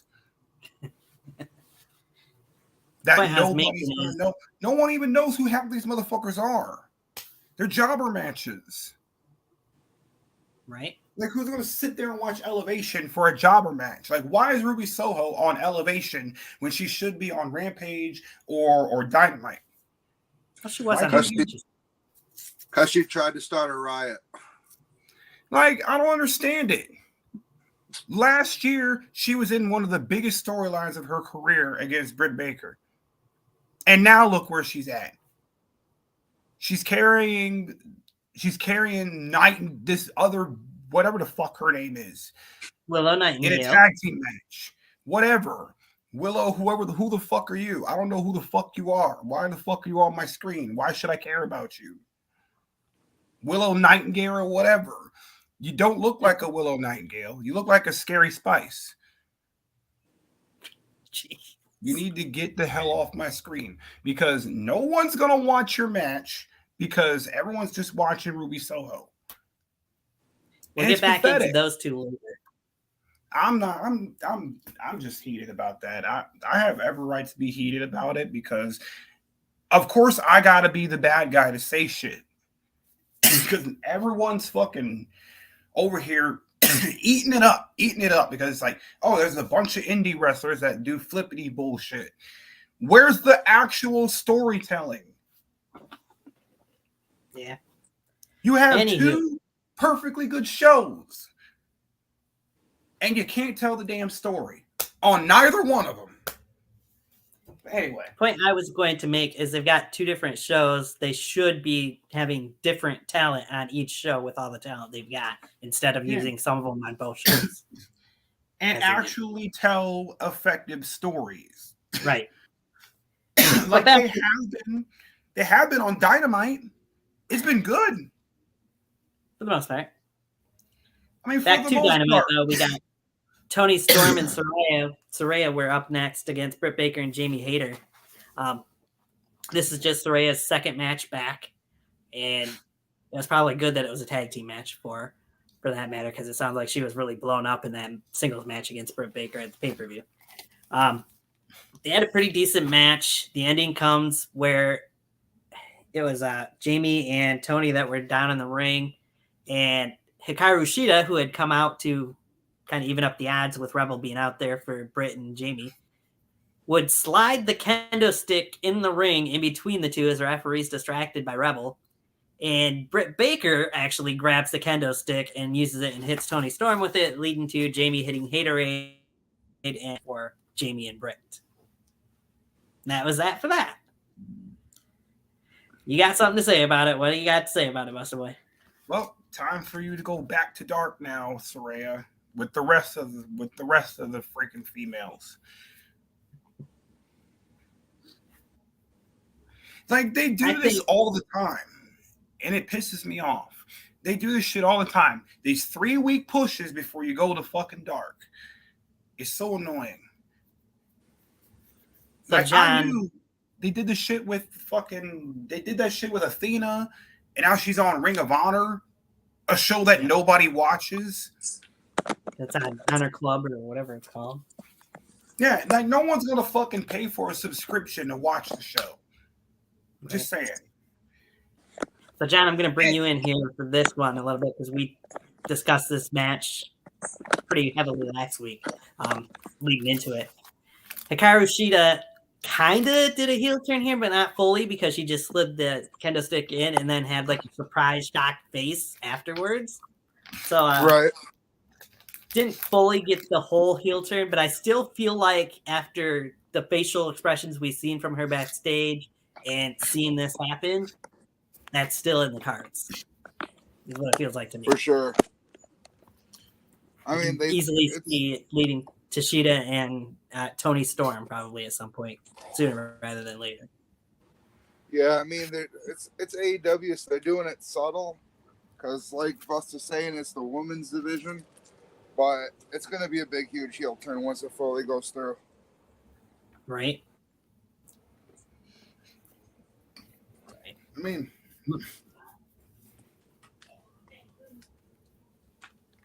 I commend them for trying to tell some sort of fucking story this week, but yeah. But I don't know how much it's going to stick. All right. Then they go over things that happen on Rampage. Next week's Dynamite. Eddie Kingston and Ortiz talk backstage about their issues and not trusting each other.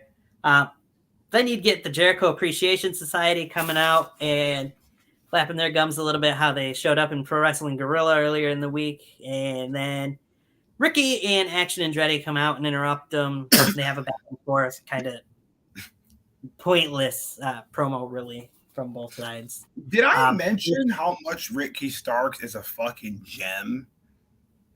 He is really good.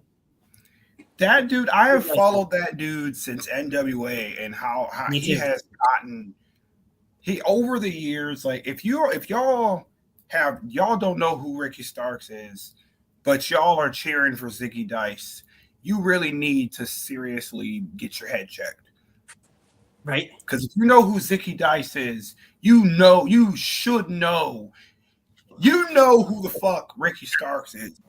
Because they both are really good. And the fact that Zicky Dice doesn't have a contract yet just makes me fucking sick. Like he's been wrestling in Impact for how long though now? See, I didn't even know he was in Impact. Yeah, he was on the pre-show. I didn't even know he was in Impact. Yep. Like half the time when I'm watching there, I don't even know he's there because they don't even promote him. They promote Colt Cabana more than they promote Zicky Dice.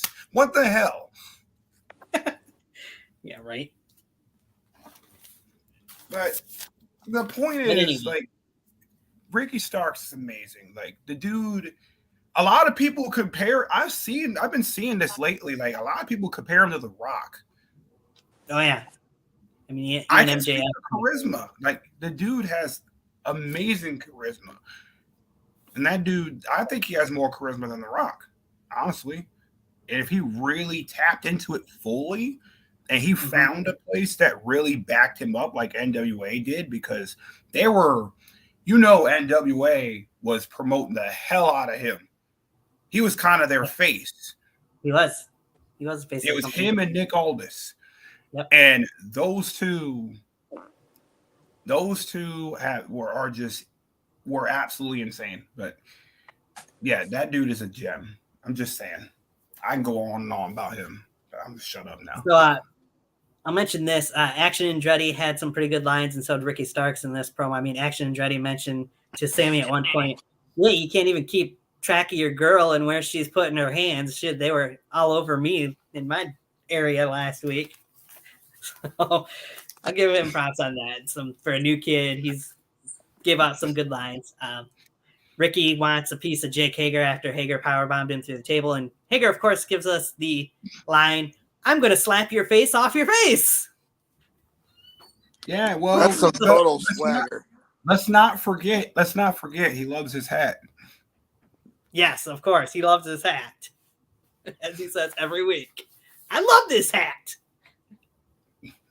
I just really wish that they would take Hager more seriously. Right? He always gets these joke characters, dude. Yeah. And it's stupid because the dude does have talent. And it's like, it's funny. He left the WWE for that exact same thing, only to go to AEW to do the exact same thing he did in WWE. Be a joke. Pretty much. I mean, at first he was kind of the bodyguard, so as to speak, for Jericho and the Inner Circle rather at first, but since then it's gone all downhill. Like, I don't know who complains more, Jake Hager or Ryback. Wow. They both bitch about everything. Like, that dude bitches about how you should support indie wrestling, but doesn't support indie wrestling. I got to answer that question. The person that complains more is Raven. Quote the Raven, nevermore. That Raven has turned into a little bitch lately. What the hell? What the hell has happened to Raven over the last? Shut up. Probably a good thing. So that leaves us with only one more thing to mention for Dynamite before we move on. That being the main event, Escalera de los Muertes, the ladder match for the match 7 in the best of 7 series to crown. What a match! What a match! Yes. Look, I'm not the biggest Young Bucks fan. Everybody knows that. Yep. But I'm very open about that. Yep. But I missed this last week. I gotta give credit. I gotta give props. They actually got a good match in. They actually got some kind of good match. I mean, it's because, the Lucha Brothers carried most of the match, but because they're just good at ladder matches. They're just naturally good. Yes, they are. But I gotta give credit. I gotta give credit to the Young Bucks here. They as much as it kills you. They were all right. I mean, they actually. I mean, and I actually ended up defending them one time. Like they were wrongfully suspended, I feel. But that's just me. But nobody deserves to lose their job unless you're CM Punk. But or Ryback. Or Shane McMahon, because nobody likes Shane McMahon. But anyway, good match. Really good match. Definitely match of the night for sure. Now, yes. I knew when they chose a ladder match, I knew it was going to be a fucking crazy match. Because the Young Bucks are really good at those kind of matches. Like look what they did with. Look at the Young Bucks and the Lucha Brothers. They killed it before. I mean, for Christ's sake, he took the thumbtacks on a shoe. For Christ's sake, he did. And I give the Young Bucks a lot of shit, but I gotta give them credit. And I've said the running joke that they don't have a original good match in their body, but the truth is they do. When it comes to these matches like this, they remind you why they're good at these kind of matches and what they're willing to do. And for Christ's sake, like, please don't die. Right. Like Darby. I'm over here with like Darby every time Darby's in a hardcore match. Please don't die. There was all kinds of big spots for everybody in this match, but you can't go without mentioning the end of the match. I mean, Kenny Omega hit, I want to say it was Rey Fenix, with one hell of a one-winged angel off the top of one of the highest ladders that they had there. Yeah, like I thought he was dead after that. Right? I'm like, Kenny, you're going to get re-injured again. Right? After he just did it off of a platform last week. That's why you keep getting injured, Kenny. Because you keep doing crazy stuff like this. You got to stop that, dude. I mean, to back up a little bit, Kenny was climbing up the ladder at one point, and Pac hit his left hand with the bell hammer as well. So Kenny was having a hard time using that hand after that. But yeah, Kenny was the one that would climb up to the top of the ladder, and did pull down one of, and eventually all three of the tag team titles, so the trios titles rather, to win the match for the Elite. Yeah, it was a great match. Match of the night, in my opinion. Probably match of the week. For sure. I would agree. I would definitely agree. But John, you know a little bit of what to look forward to if you do catch any highlights or any matches from that show. For sure. Such a good match. Worthy of the main event, in my opinion. It's been a while since I've seen a good main event from Dynamite. There was some people online that I was seeing that were claiming that it shouldn't have main evented and that Moxley and Page should have main evented, but There's no way you end the show with Moxley and Page over that All match. Right, I'm gonna be 100 with you. The only reason why they're saying that is because they want to. They're just being marky. There's no They're being a fucking Moxley mark. Pretty much. Like they're being a freaking John Marksley. Like stop sucking the man's dick, dude. Like seriously, stop being that way. Like seriously. You're wearing his shirt again, John. A lot of these fucking John Moxley fans do this shit. They always try to discredit the actual main event every time that Moxley is on. I mean, yeah, Moxley's good, but I gotta give credit where credit is due. This match was worthy of a main event. There's no way that Adam Page versus Moxley, like, okay, Page versus Moxley was all right. It was all right. But compared to this match, this match was way better, in my opinion. Can we mark this on a calendar that this is the day that Bus is okay with the Young Bucks match? Yeah, I think I've only gotten, I can count on one hand, like, some good Young Bucks matches. So, in my opinion, like, I gotta give credit where credit is due. It'd be fucked up of me to not do that because those dudes almost died in that match. For Christ's sake. Hey, my life came back. So, Kev, what would you give Dynamite rating wise? Definitely not gonna give it a 5 out of 5 because there was some things that were like really fucking whack. Like some of the promos were really whack. Some of the storytelling was kind of whack. But I'm definitely gonna have to give it 4.5 out of 5 for sure. 4.5. Just say I would personally do probably 8.5. That actually go 8.75 out of 10 for it. That was how good I felt like it was. It was one of the best episodes of Dynamite I've seen in a long time. So. Yeah, I just hope they don't fuck it up next week. Mostly worth catching was the matches, most of the matches anyways. I would say probably all the matches. And then being part of that JAS promo, but all the rest of the promos weren't really worth it. More like MJF's promo. Well, maybe. More like JBS, am I right? Anywho, let's move on. Moving on to SmackDown from Town, Green Bay, Wisconsin. I watched SmackDown too. I actually watched SmackDown as well. Kick things off with the monster of all monsters, Braun Strowman, going up against Gunther for the Intercontinental Championship. Amazing way to kick off the show. I loved this match. So did I.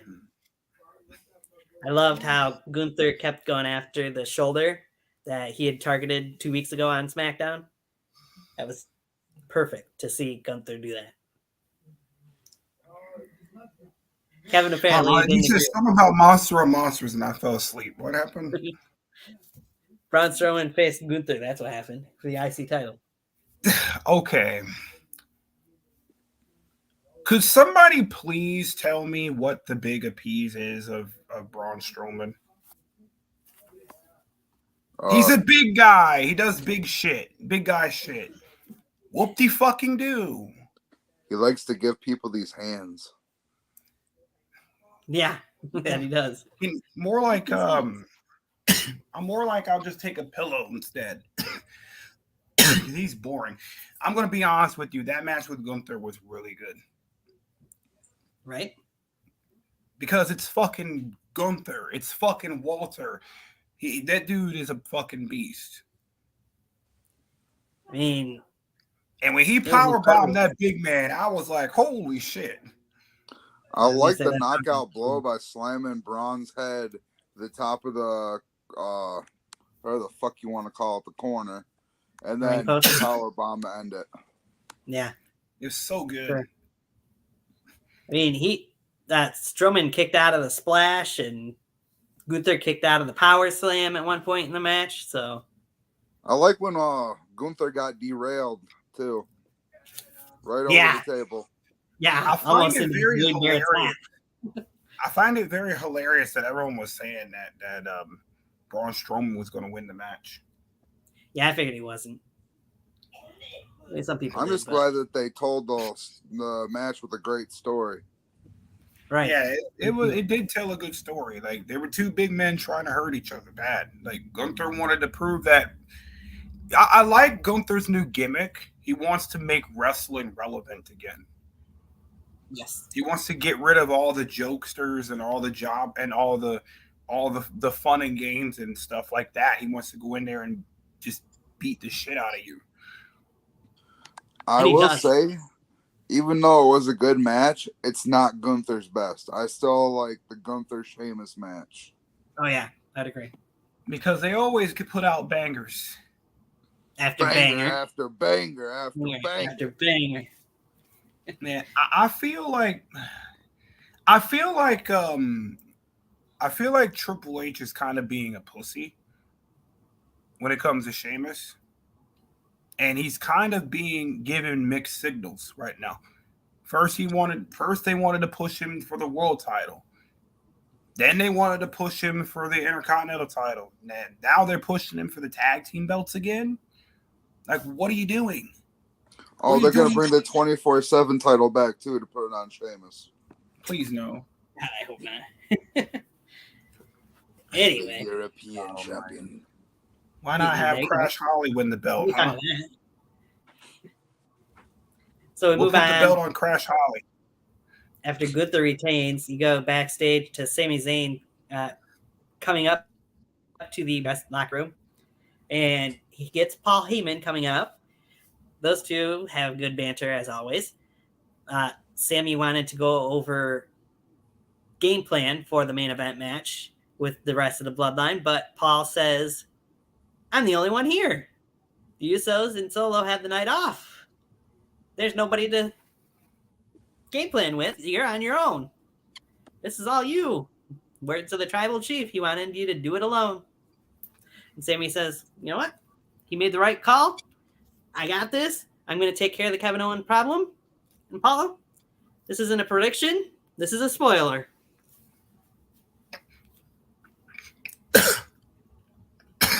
As Sammy's just trying to take the same words from Paul Heyman as he did from Roman a couple weeks ago. It's like, really? Come on, dude. I just want to say that Sami Zayn is a fucking gem. He is. 100%. We move on from there, and Rey Mysterio comes out, mentions the issues he's had with Dominic, how he wants this new move to SmackDown to get his new start, and then the best way he can get back on track is to enter and win the Royal Rumble match as he officially enters the match, only to get interrupted by Karrion Kross, of course, who comes out and says, hey, this isn't 2006 anymore. You had your run. Are you really mad at Dominic for the way he's treating you now, or are you mad for the fact that you were never there for him back then? Throwing some digs in there. Of course, that leads to Ray decking Cross and them two going at it. But with a little help from Scarlett, Cross sends Cross on Ray. Ray goes night-night. Pretty much was the gist of that promo.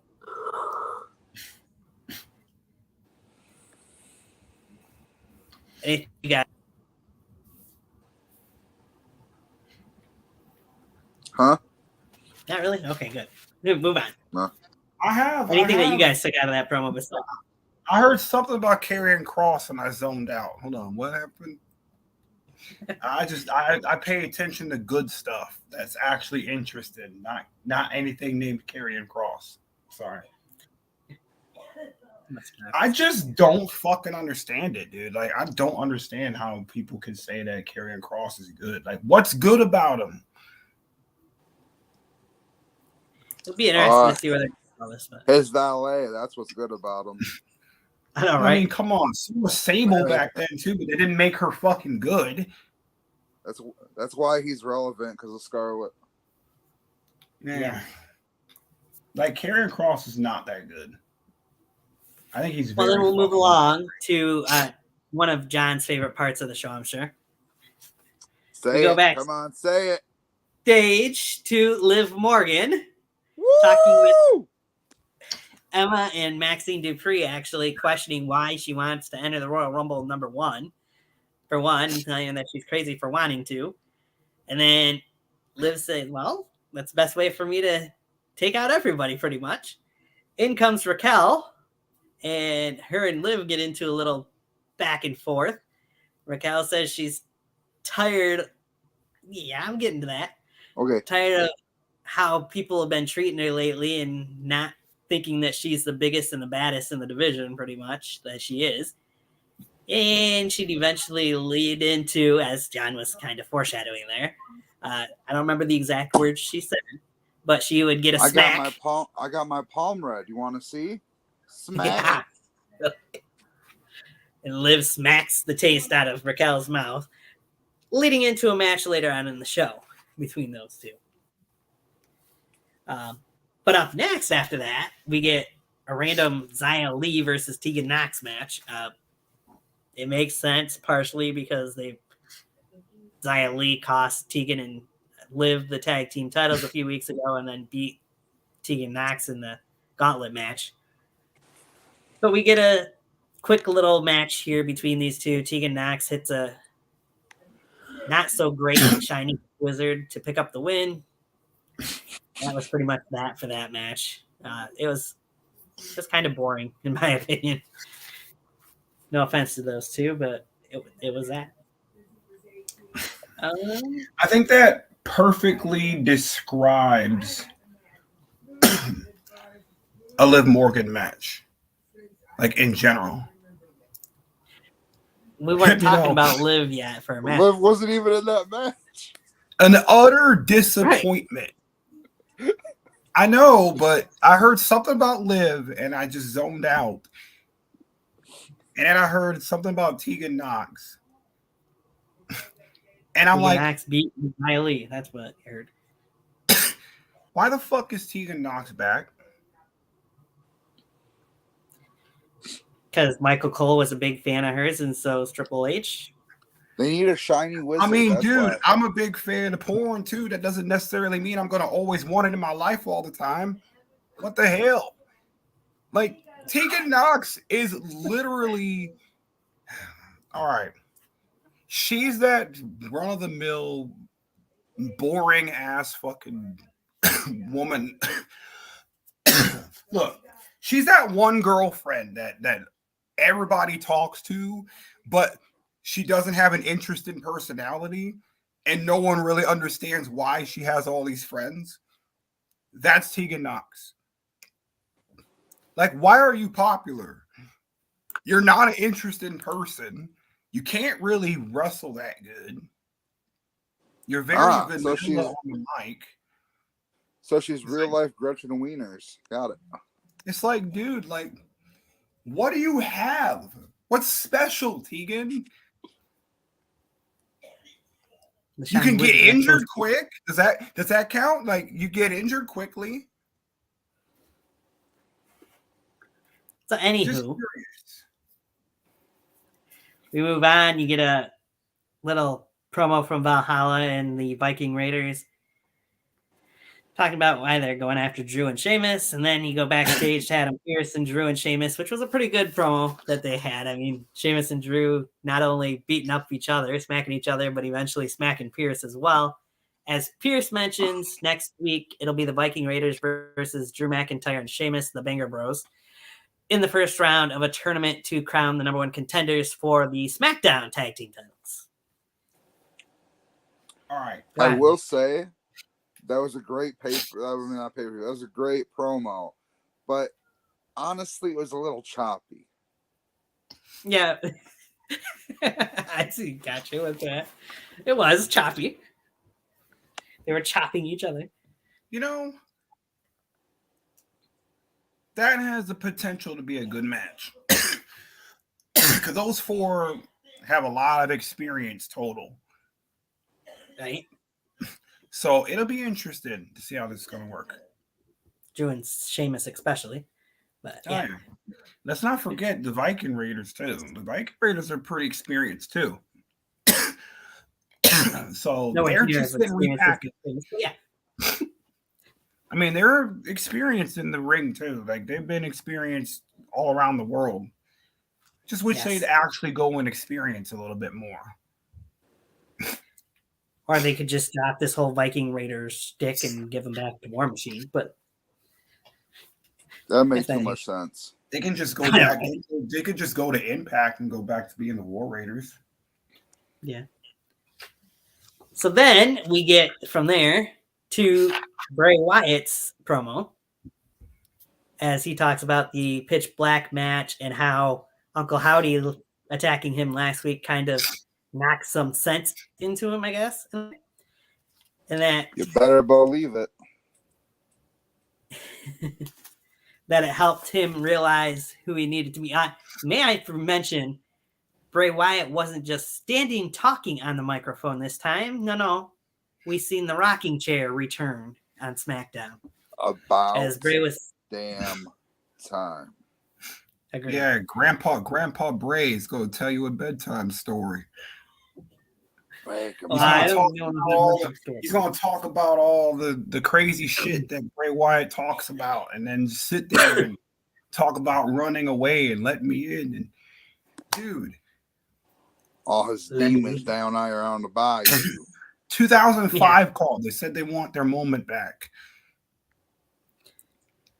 Like anyway, you can tell he's the eater of worlds. Let me just tell you this: Bray Wyatt better do something. Like quickly, because this should have happened 2 months ago. So what I think we're going to end up having happen at Royal Rumble is somehow, some way with this Mountain Dew Pitch Black match, they're going to have more than just one version of Bray Wyatt appear in this match. He'll be there as Bray, as the Eater of Worlds version of Bray. He'll be there as the Fiend, more than likely. He'll be there as this version of Bray Wyatt, pretty much every version that he's been so far. I'm sure Uncle Howdy will get involved in the match in some way, shape, or form as well. But the fact that we didn't reveal who Uncle Howdy is, although they might not know, but they might not, from what I heard. So hard to tell. It could be, but anyway, different. But who knows? It was interesting that they didn't have Uncle Howdy or LA Knight, either one, on SmackDown at all. Put that out there. Let's just call this fucking match what it is. It's a fucking gimmick match. True. I mean, all that I've heard is that it's going to be a match in the dark where it's a street fight pretty much in the dark. So. That's fucking stupid. I agree with Busta. It's fucking stupid. Well, they're just doing it for the sponsorship. I'll go back to doing the Firefly Funhouse match. Yeah. Anyway, from there, Caleb Braxton was talking with Kevin Owens backstage. Sammy comes in.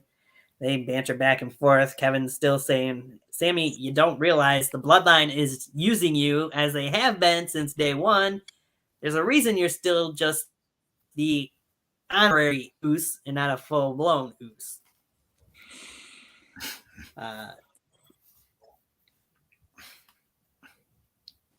Then from there, Caleb would go into the trainer's room and catch up with Imperium, and Gunther would announce officially that he was entering the Royal Rumble match. Before we move into John's other favorite part of the show, Liv Morgan going up against... No.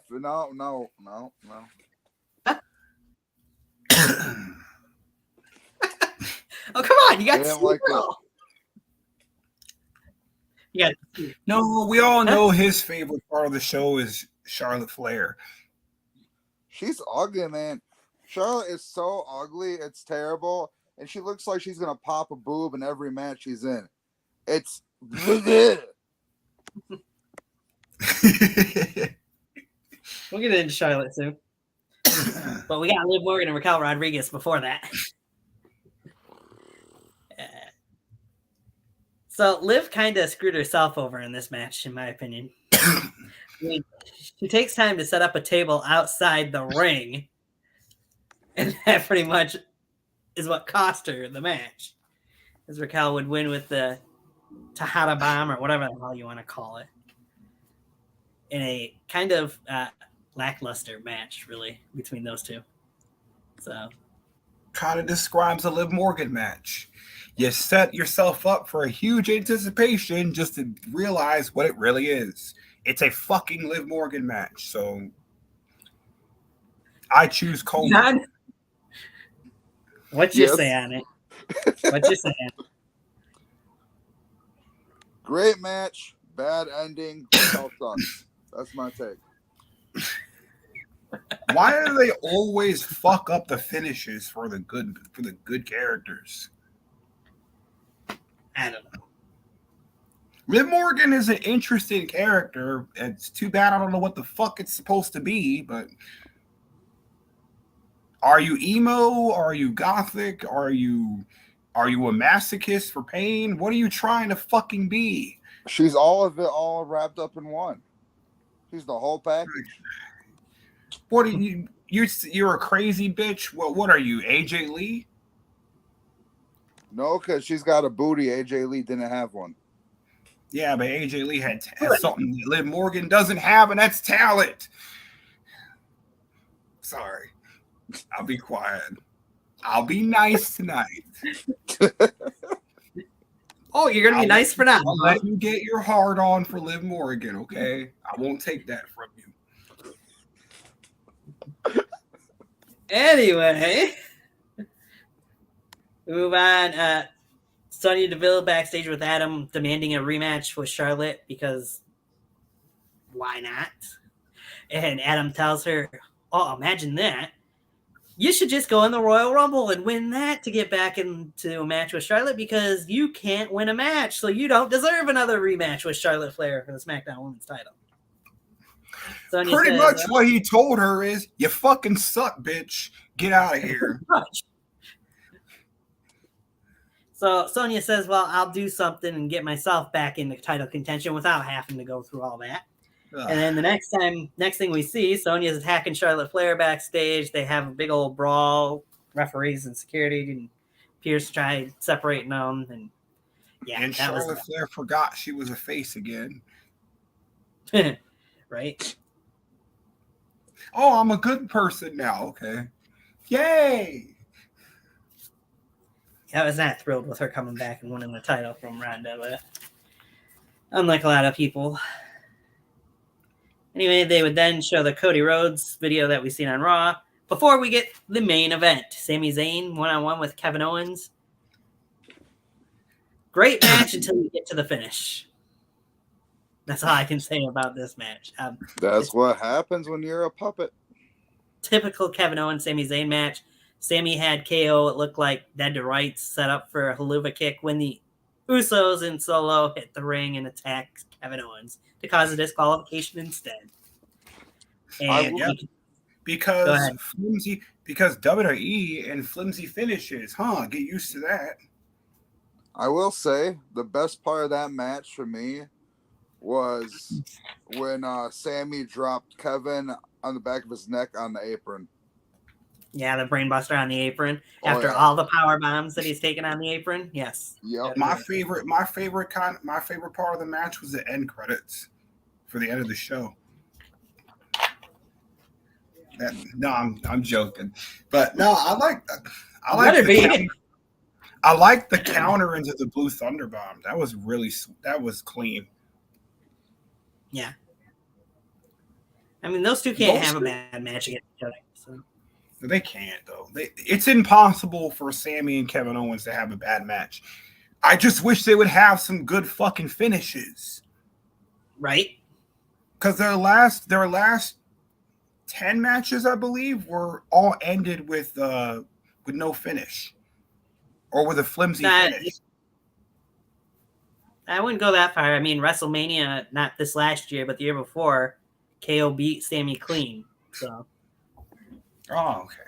Oh, that match was so bad. It's been so long since they had a clean, an actual clean finish. I forgot what one looks like. Remember, because that was when KO stunned Logan Paul after the match because Logan was out there as Sami's associate, so as to speak, but yet Logan knocked out Sammy before getting taken out himself. Oh, yeah, that's right. I mean, not to quote Busta here, but I heard Logan Paul back in the day, and I kind of zoned out. What? Yeah. Sure. So with the whole brawl that took place, the Usos and Solo did take out Kevin Owens. Sammy just looked on, wondering what the hell you guys doing. Had him beat, and just seeing Sammy's reactions to all of it. I seen on Twitter people saying it, and I would agree. At this point, it needs to be Sami Zayn turning on the bloodline, and this is kind of what it almost looks like they're leading to as well, because it's almost like Sammy's starting to have some things running through his head, starting to realize, hey, I didn't need you guys to do this. I mean, it almost seemed like he was a little hesitant and a little against raising up the one as they were doing the ones at the end there, and before he almost seemed like he wasn't too thrilled with seeing the Usos and Solo take out KO, including the splash. Usi. Yes. Sammy wasn't being very Usi. And Solo would hit the splash, and that would be the end of SmackDown, pretty much at that, with the bloodline standing tall. Lead into Michael Cole questioning, what shape is Kevin Owens going to be in come Monday Night Raw when they have next week's SmackDown, when they have the contract signing for the Royal Rumble? We haven't seen those two do that before.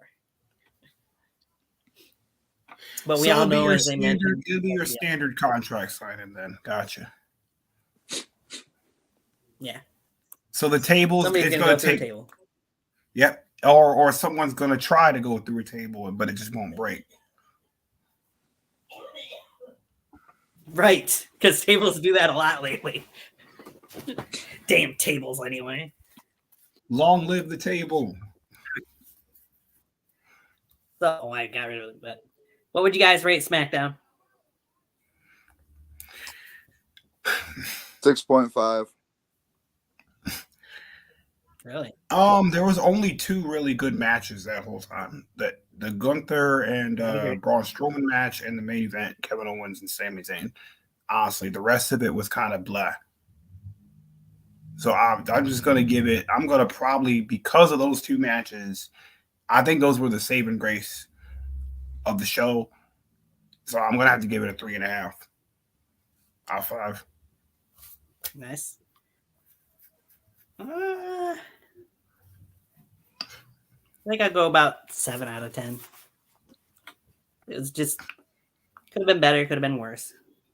Because of those 2 women's matches, honestly. It didn't really do much for anybody. Like, I know WWE could do better with some of these matches. But come on now. Yeah.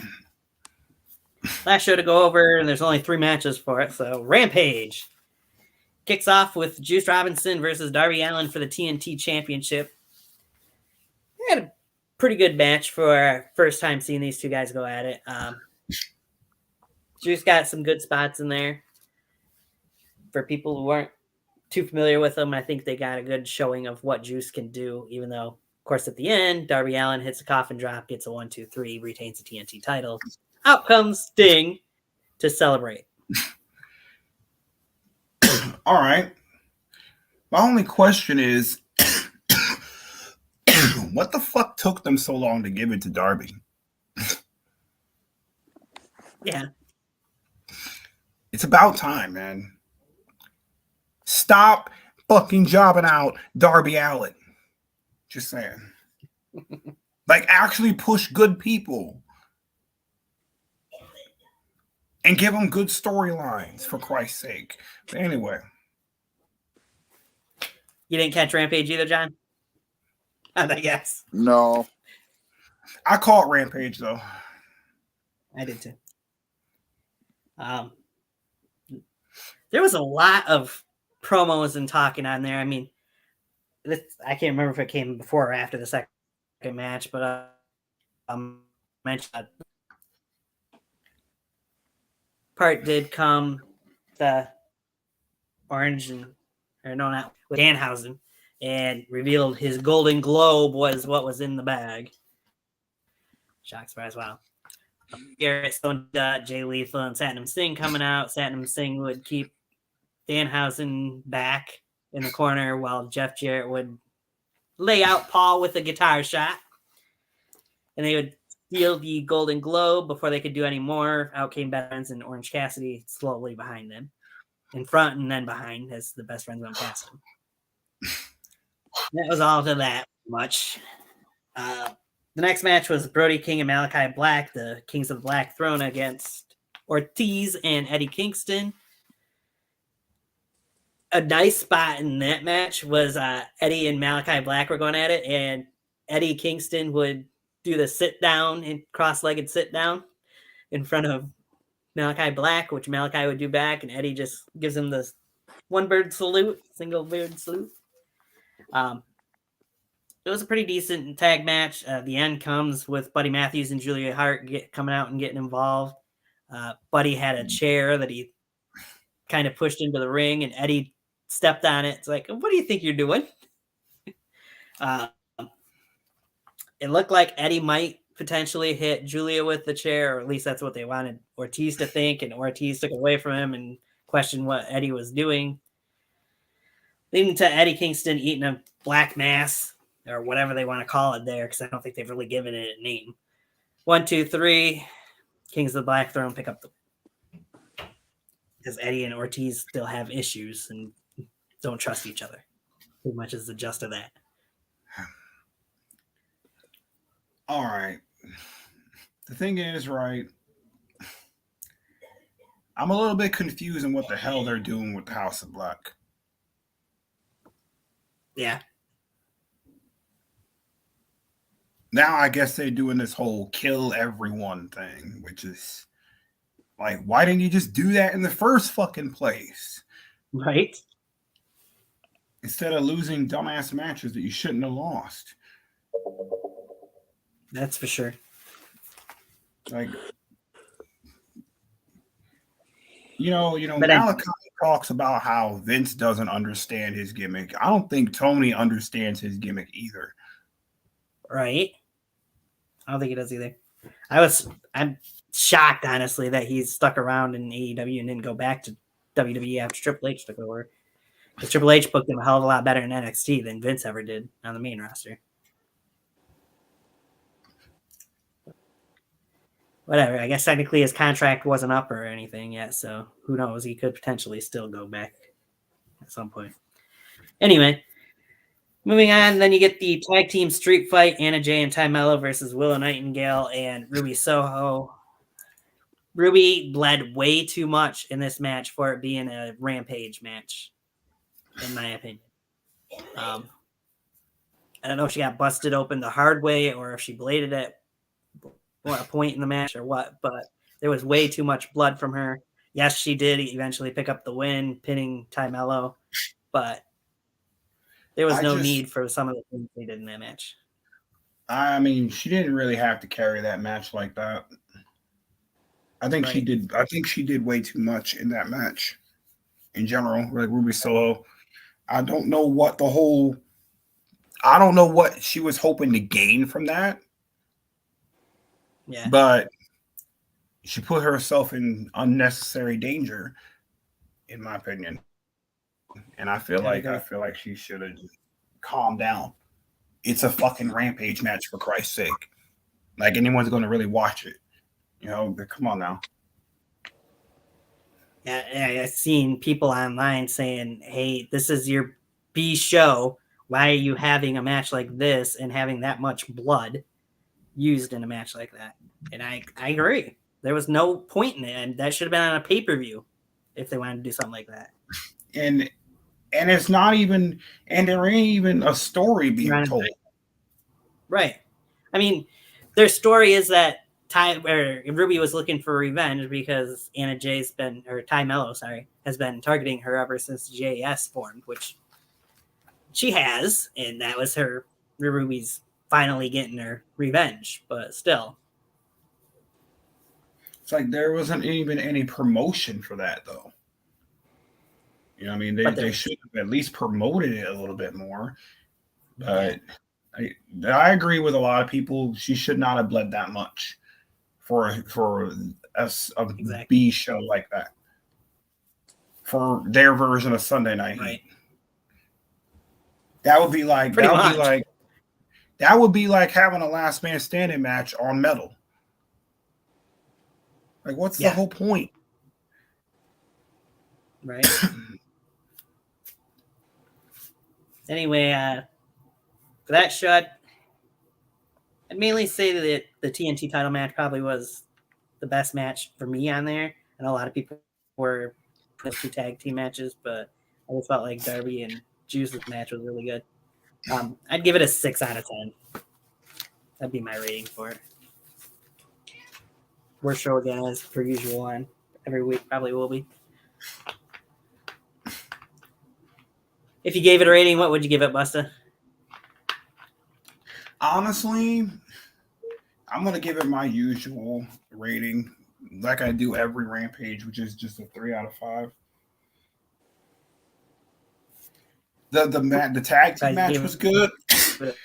The tag team match was good, but there was just way too much talking. Yeah.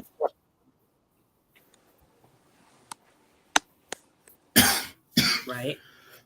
And that's not something they do a lot of usually on Rampage. They did a lot of talking. And only 3 minutes instead of the usual 4.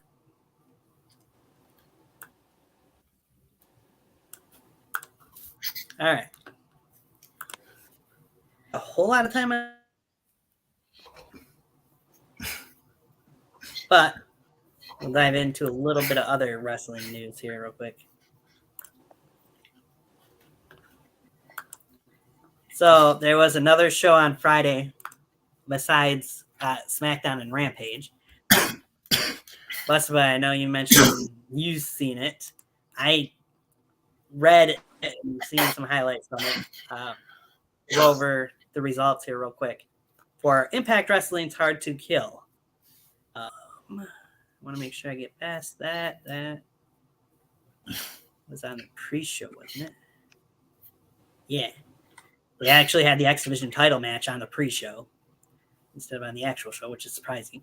Main review actually started with the Full Metal Mayhem match for the Impact Wrestling World Championship, which is surprising in itself. Bully Ray went against Josh Alexander for the title. And Josh actually retained it with a little help from his wife, Jen, who Bully had targeted at one point.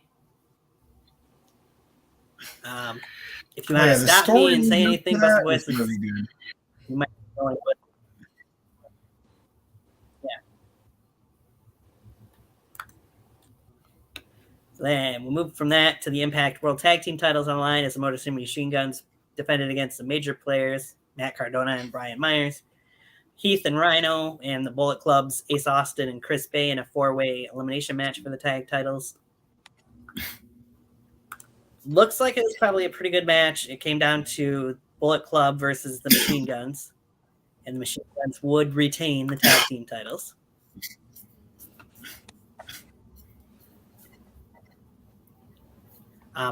Then Frankie Kazarian would make an appearance and announce that he has left AEW and is now a full-fledged contracted of Impact Wrestling roster.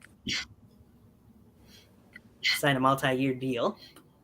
Joe Hendry defended the Digital Media Championship against Moose. Low at one point as the referee's back was turned, and then a spear to pick up the win, only for the debut of the new director of Authority, Santino Marella, to come out and revert. If you don't know what happened to the original, continue. And if you don't know what happened to the original Authority member, he got powerbombed through a table by Bully Ray. Yes, Scott D'Amore did. Yep. So Scott D'Amore got written off. Funny thing,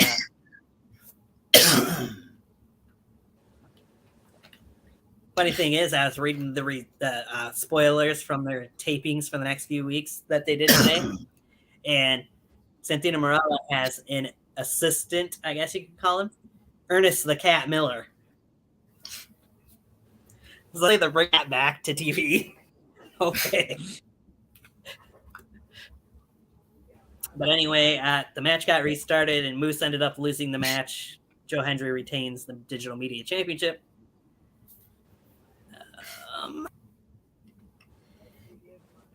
Deanna Pazzo, Masha Slamovich, Taylor Wilde, and Killer Kelly went at it in a 4-way to determine the number one contenders title, which Masha won when she pinned Taylor Wilde with the snowplow. Rich went count anywhere.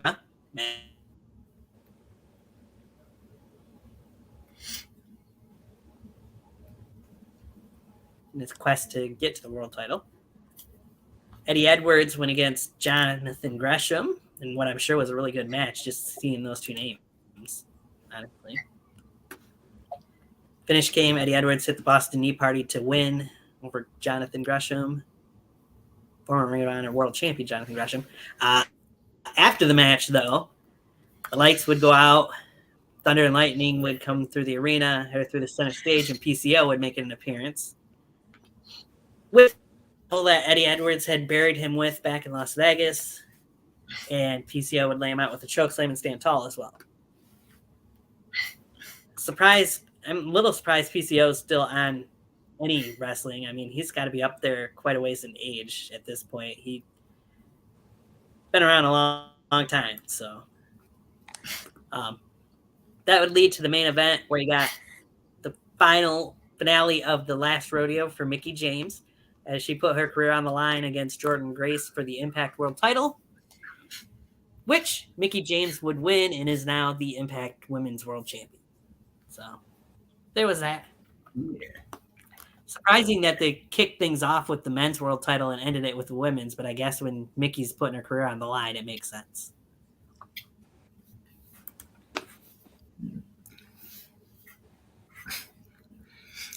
Yeah, overall, I want to say anything you wanted to mention about that show then? Like, overall, I'm probably going to just say this. Like, the last rodeo has been kind of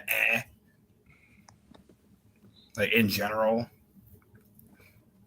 Yeah. And I mean, you know, I thought her Impact career was a lot better than her WWE career, because in terms of booking, I think they actually know how to book people.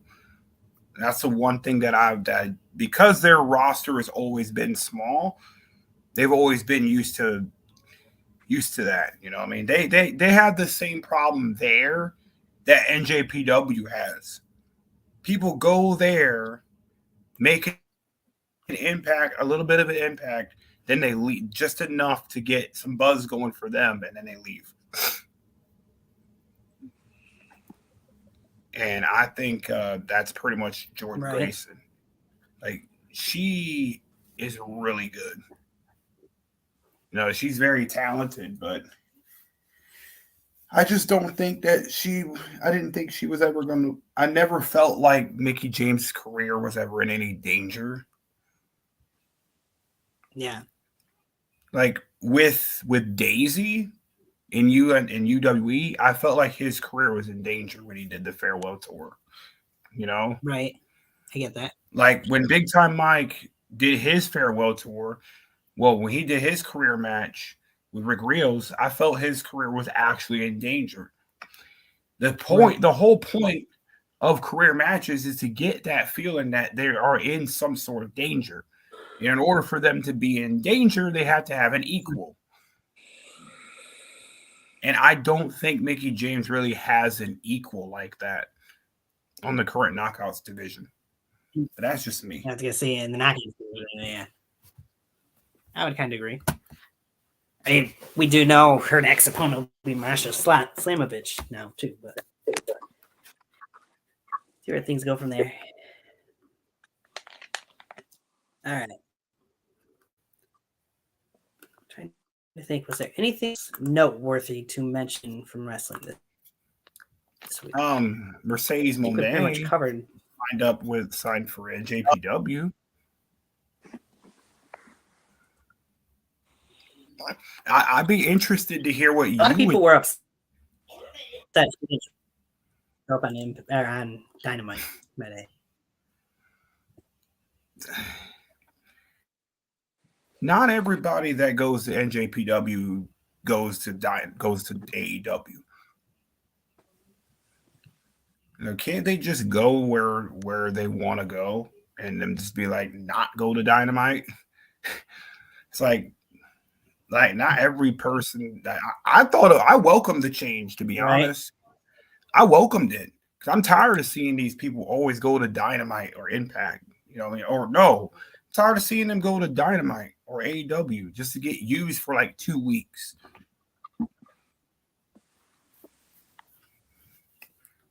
Like, why would why would Monet go to Impact, just to not Impact, but go to Dynamite just to be used for a week and then that's it?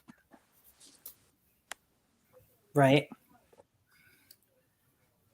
See, it would make no sense. Yeah, I never thought it made much sense, but people just kept thinking she was going to be the partner because of how far ahead they booked the tag team match and some of the things that were said and promos leading up to the match. It's like, yeah, sure. I could definitely see why people would be disappointed, but on one hand, but on the other, people tend to do that quite a bit. They tend to set themselves up. They set their expectations up so high, and then when then they set themselves up for disappointment and letdowns every time. That's the way I look at it. Yeah, I'd agree. So, the Almighty is back tomorrow. We know. It's the only thing advertised, I think, for Raw tomorrow, though.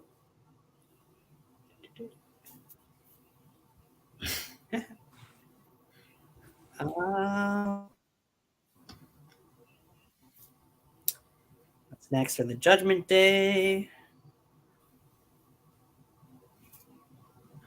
Yeah, that's the only two things they're advertising for Raw for tomorrow night. What's next for the Judgment Day? And we'll hear from Bobby Lashley. So, out of that, trying to think, what do we have? Probably could go to WWE.com and probably show me that quicker instead of their Twitter. Oh, on NXT, we got Axiom teaming up with Apollo Crews, going up against Carmelo Hayes and Trick Williams. To look forward to.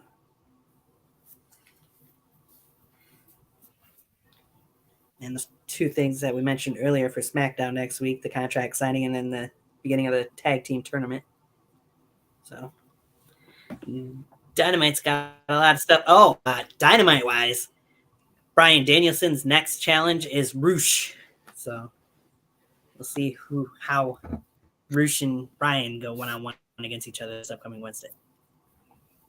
I know they got other matches because Jake Hager goes up against Ricky Starks, and Daniel Garcia will face Andretti and Dynamite as well. So most likely, Andretti's going to take a loss here, and I think Ricky Starks is going to get. I think Starks is going to take a win here.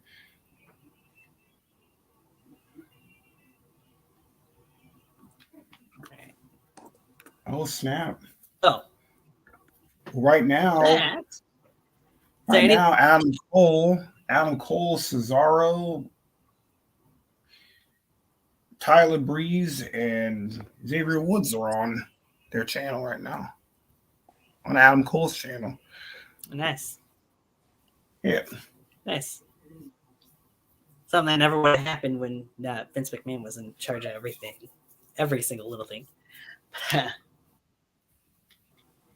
Wise, I'm not mentioning or haven't thought of that you guys can think of for this week.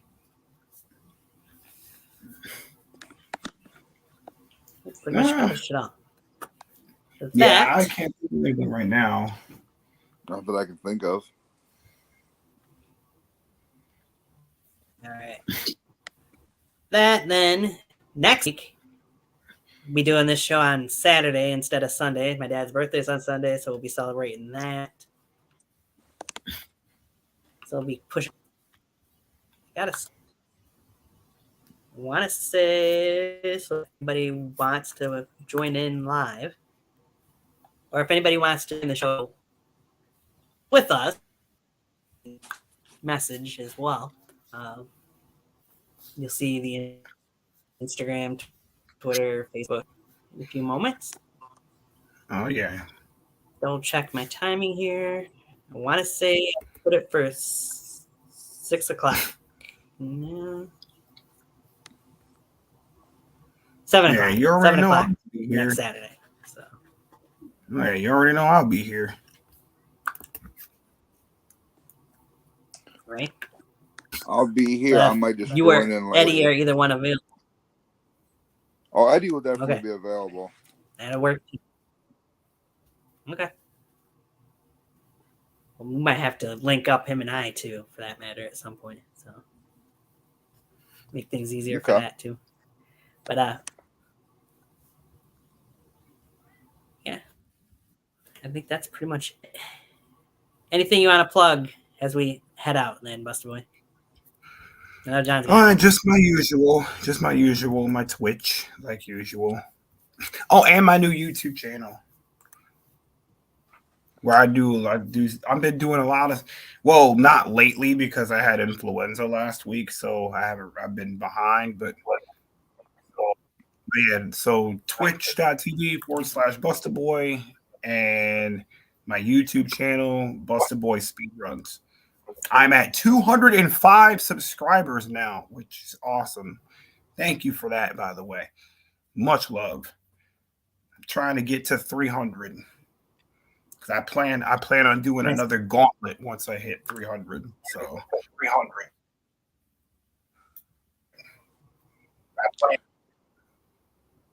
All right. Good luck with that. So if you got 221, I think. Oh, I do? You haven't seen Heels or Young Rock, checking out, get some good wrestling knowledge. And yeah.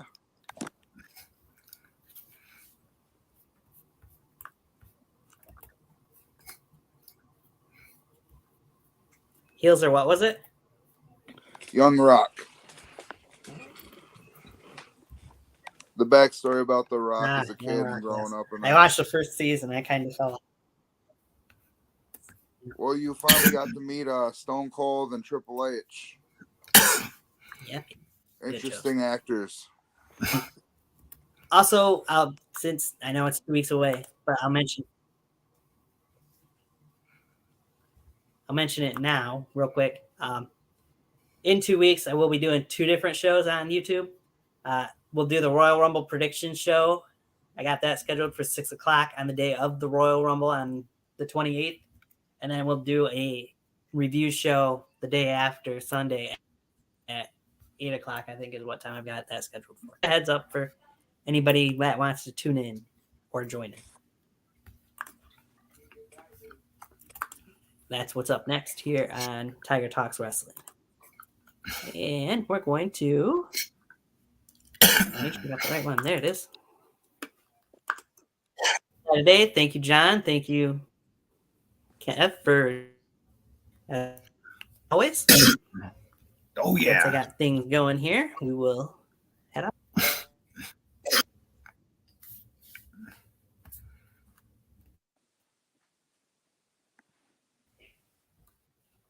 Here we go. Have a good night, guys. Once it gets to play.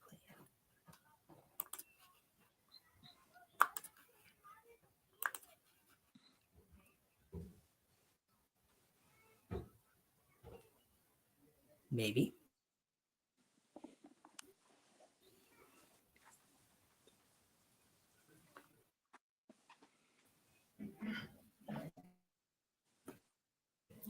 And